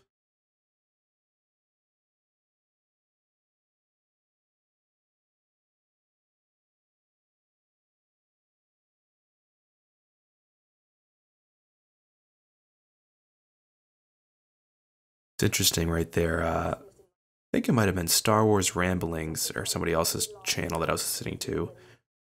When she says resistance, you can hear the first few notes of resistance start playing. Pretty interesting. What you're finding out is these Marauders really aren't these evil people. They're just trying to take stuff back that was taken from them. They're trying to fight back against Crimson Dawn.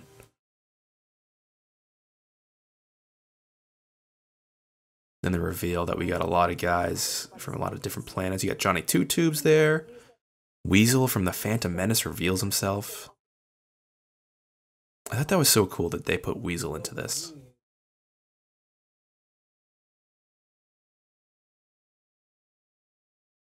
So, the original Nest was her mother, which is interesting too. It'd be cool to see like a series or a comic about that. So yeah, they're starting like their own little rebellion. That's what they need the coaxium for. Fight against Crimson Dawn, the Empire, all the people plundering, worlds and exploiting.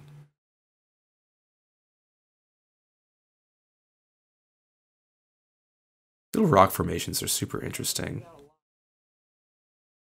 Wonder if they never really checked it out, the significance of the rock formations here, or if they even have any, to be honest.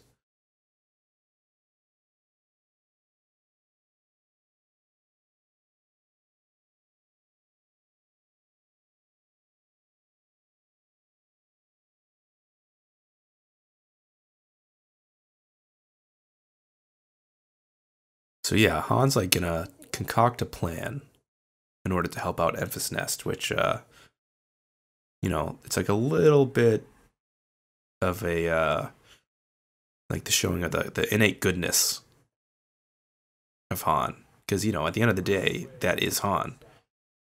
Rough exterior, heart of gold.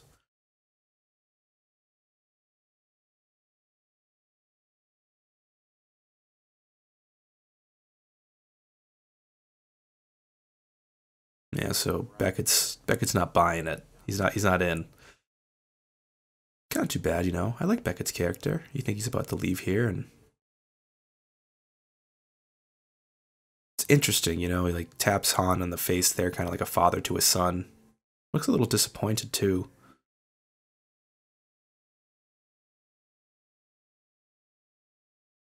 But he won't be joining the rebellion here. He doesn't want to cross Dryden.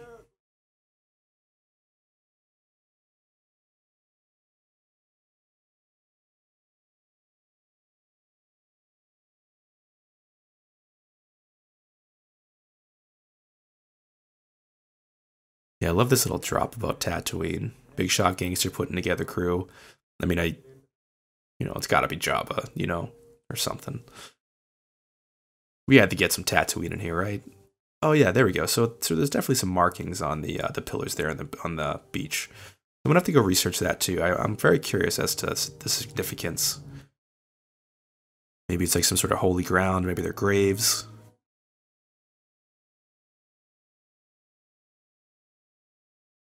So right now, there's Dryden's yacht. Like I said, one of the coolest designs for ships. I don't think we've ever seen anything like that, or at least not something I remember.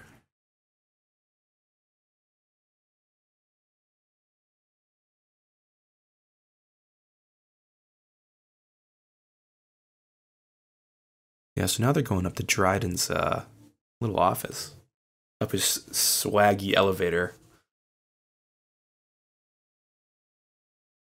I wonder if so they have like the pillbox lighting thing going on inside of this elevator. I wonder if that's just like the ubiquitous lighting of the Star Wars universe. Everybody gets pillbox lighting. Looks like the inside of the Death Star, or like the walls of the Death Star.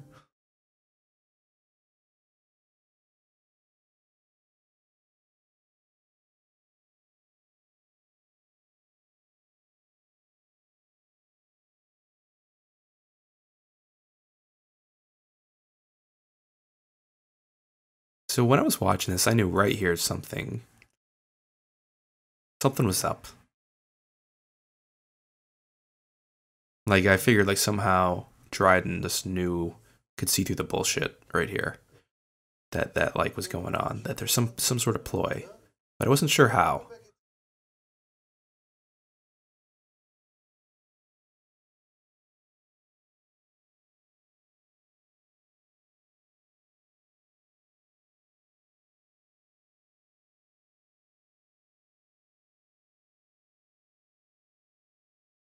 Yeah, it's cool too. Like just taking a look around his office. I just love seeing all this stuff. I'm very curious too, like what knowledge is inside of that holocron.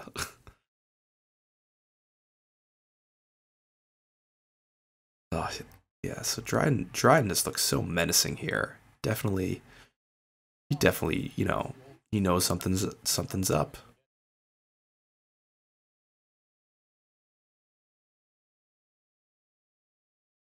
Yeah.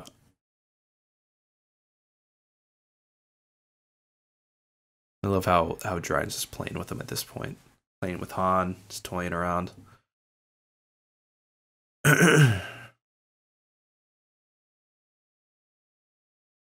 See like the little blaster in there, Han's blaster. Right in the bottom. Like a true assassin. No.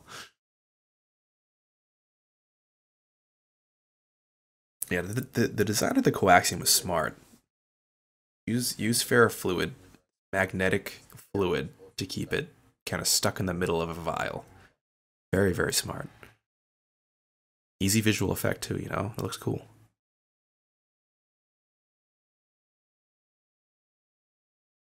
And they must have, I guess, installed some LEDs in the tops and bottoms so that way the light was emitting through it to make it have like that glow. Kind of reminds me of like a power core. I don't know if you guys ever saw like the Ewok movie, which I saw those when I was a kid, but it looks like the power core to one of the ships in that movie. Yeah, so Dryden knows there's some sort of sham going on here.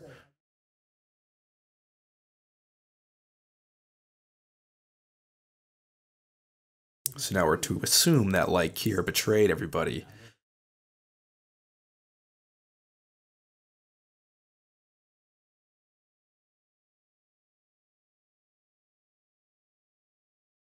Yeah, I love this like sort of mafia bully vibe that Dryden has. It worked really well for a villain. A non-Sith, non-Dark Jedi, whatever. Just a bad dude. Yeah, and here comes Beckett, the betrayer. Do anything, you know, to make sure he's safe.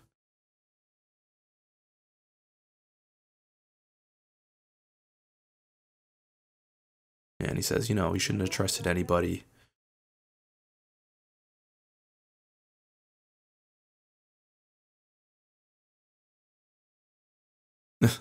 I'll never notice that. He tells Chewbacca, he's like, put your paws where I could see him. That's pretty funny.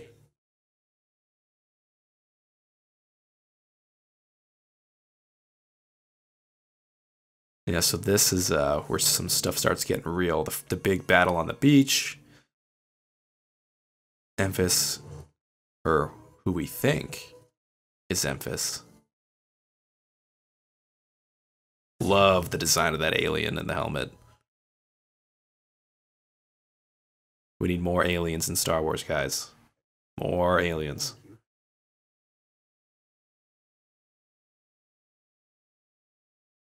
I can't put my finger. I can't remember where the that skull's from. I know it's from one of the EU books. I remember seeing that cover.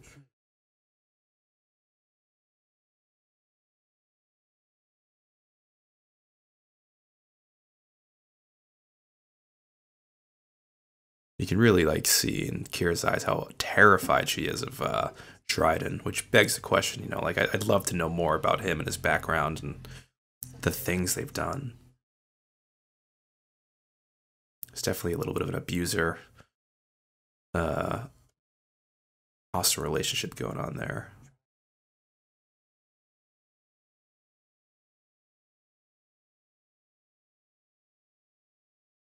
So now Han twists. Han was playing him the whole time.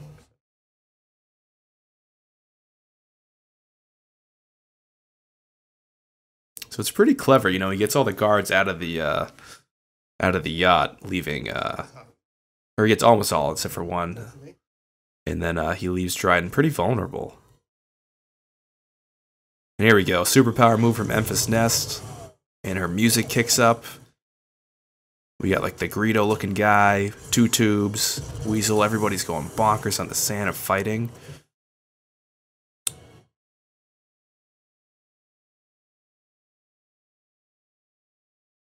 I could have done a little bit with some more battle there, but very cool, very Rogue One-ish.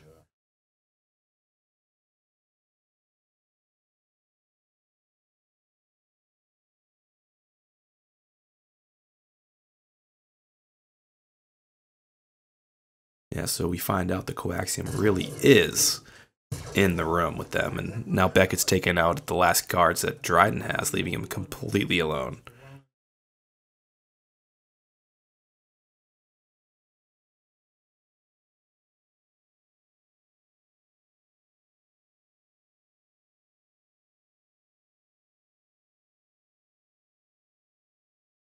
Like I love that line where like Beckett's like, "I'm also an entrepreneur," stealing the coaxium.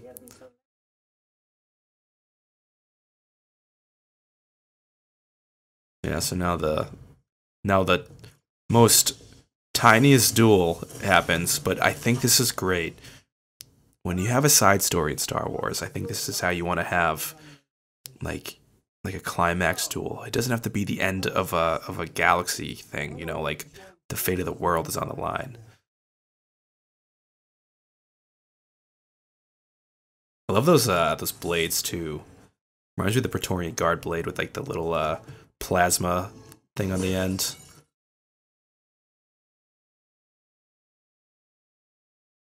I mean, you got to get something that's a little bit reminiscent of a lightsaber, right?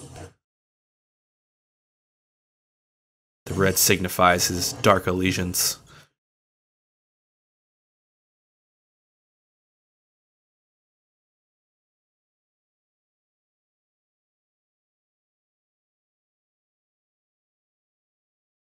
I love that she like whips out the sword there. And all of a sudden, oh wait, oh, yeah, that's right. So Kira is about to do some real stuff. The mother of dragons is about to take on Dryden.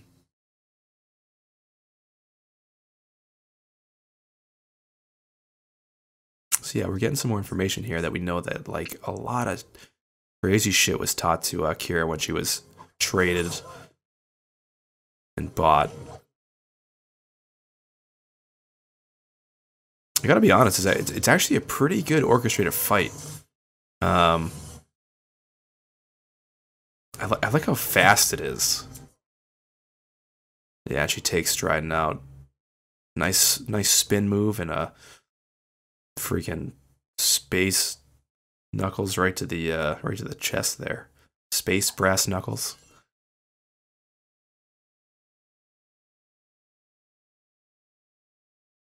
Here's that giant holocron again.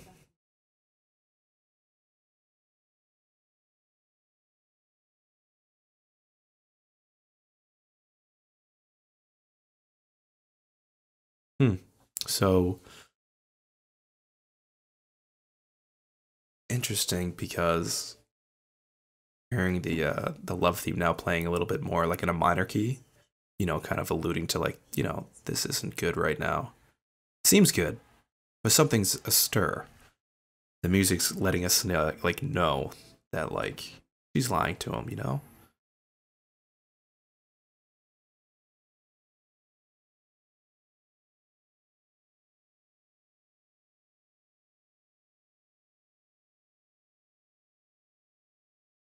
Lets him know that she'd always imagined going off on adventures with them and made her smile. But she's sticking around in here and something's up.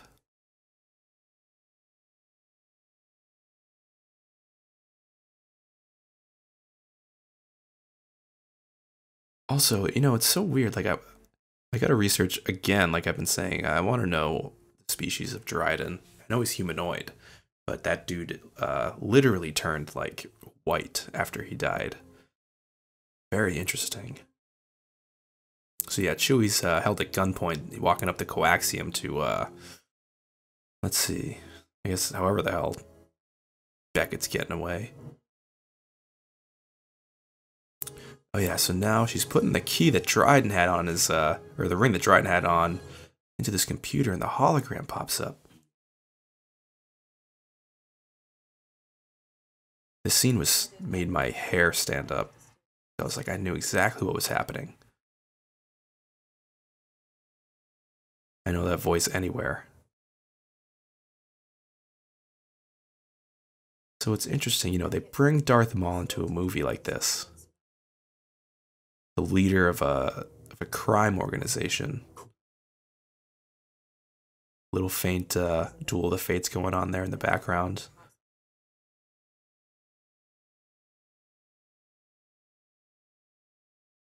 Maul looks real old. Love that. So he force grabs the lightsaber to him. Little gratuitous. It's cool to see his mechanical legs in a movie. I've seen the Clone Wars and Rebels. But yeah, they did a really good job with this hologram Maul. And we have to have, one lightsaber ignite in a Star Wars movie, right? I do like this though. I would love to see a movie with Kira and Maul and what like Red or Crimson Dawn is up to. I almost said Red Dawn. I would love a Crimson Dawn book, like the adventures of Kira and Maul. But, who knows? Maybe we will get a solo sequel. Yeah, now we got the showdown. We got Han facing off Beckett with his blaster taken, pointing right at Beckett's chest.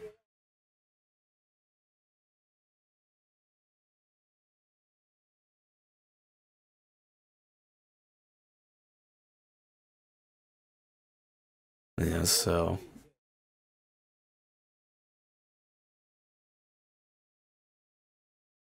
yeah, he knows about Kira and like the ability that she has.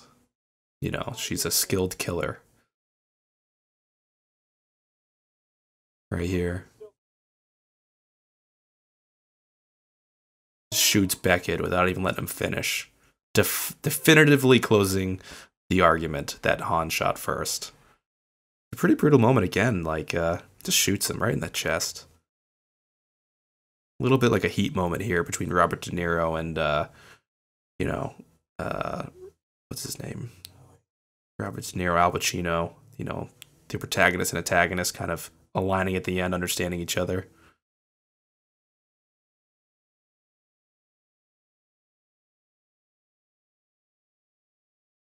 Yeah, and his last final thoughts talking about playing that Val chord for Val. And that's it. Beckett is a goner. I did like Beckett's character, you know? Oh yeah, so now we're back to the intro music that started off the movie while the yacht goes away. You know, Kira's leaving Han behind, essentially just abandoning him. And I honestly love this music. It's very Terminator to me.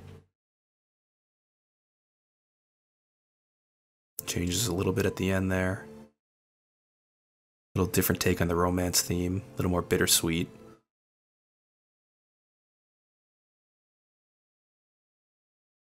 It'd definitely be the moment that started him into his more jaded nature, you know? Chewie putting his hand on his shoulder, really showing the relationship that's blossomed over their adventure together.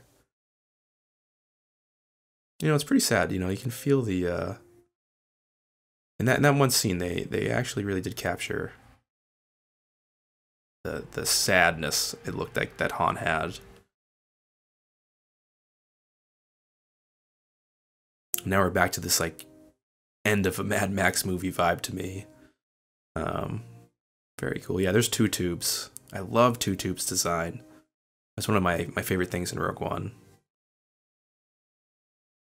Yeah, but I wonder, does anybody else think that this, like a lot of the Cloud Rider stuff reminds them of Mad Max? I mean, to me, it seems like an obvious inspiration.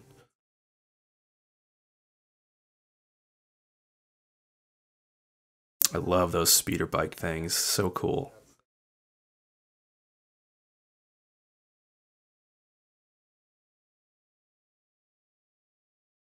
I love the way Emphas talks. The blood that brings life to something new. That's what the coaxium is to her. Trying to get Han to join her little rebellion. But he won't. Kind of cheeky, you know. Says someday you will, but you know, don't hold your breath, kid. Like that. We're getting to that jaded Han.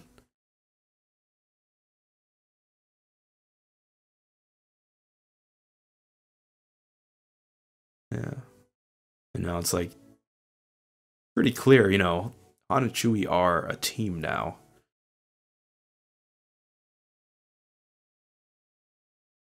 So now, this is we're getting to the end of the movie here.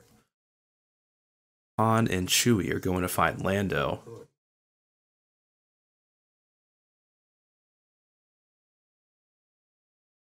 And he actually just like sees him coming in. He can't even believe it, knowing that he left him behind.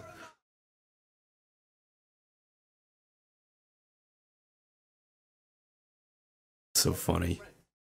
The last time they saw each other, they almost punched each other. So it's like a little bit of an homage to, or Return of the Jedi.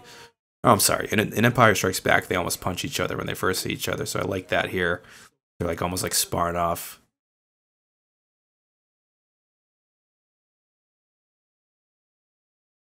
I love that it's like the one vial of coaxium. Lando tries to take it.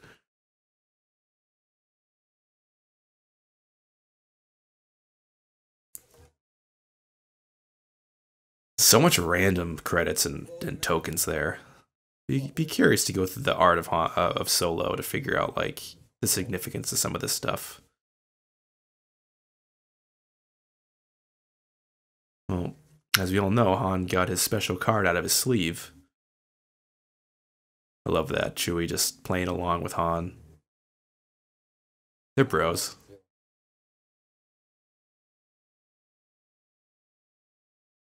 So Han goes all in, even with the coaxium here.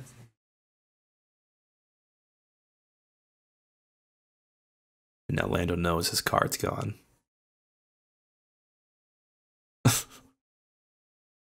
I love the stink eye that Han is just giving him right now, just knowing that he's completely screwed from winning the game.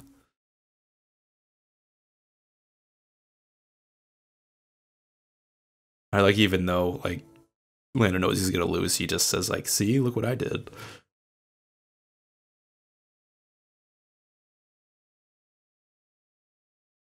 Yep. So Han wins the Millennium Falcon. Fair and square, in quotes.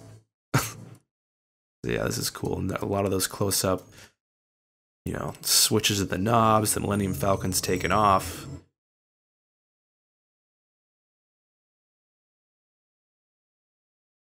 Yeah, so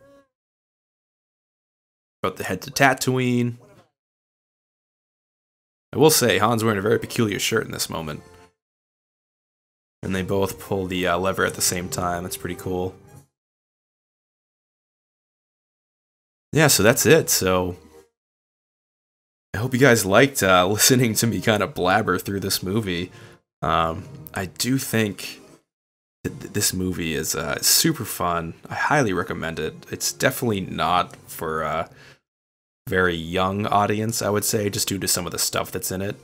But yeah, I think for a movie that didn't do too well in the box office, I have to say this is a visually stunning film, even if it's a little bit thin in the middle. And other than that, I have to say, like, you know, solid B. The movie's so fun.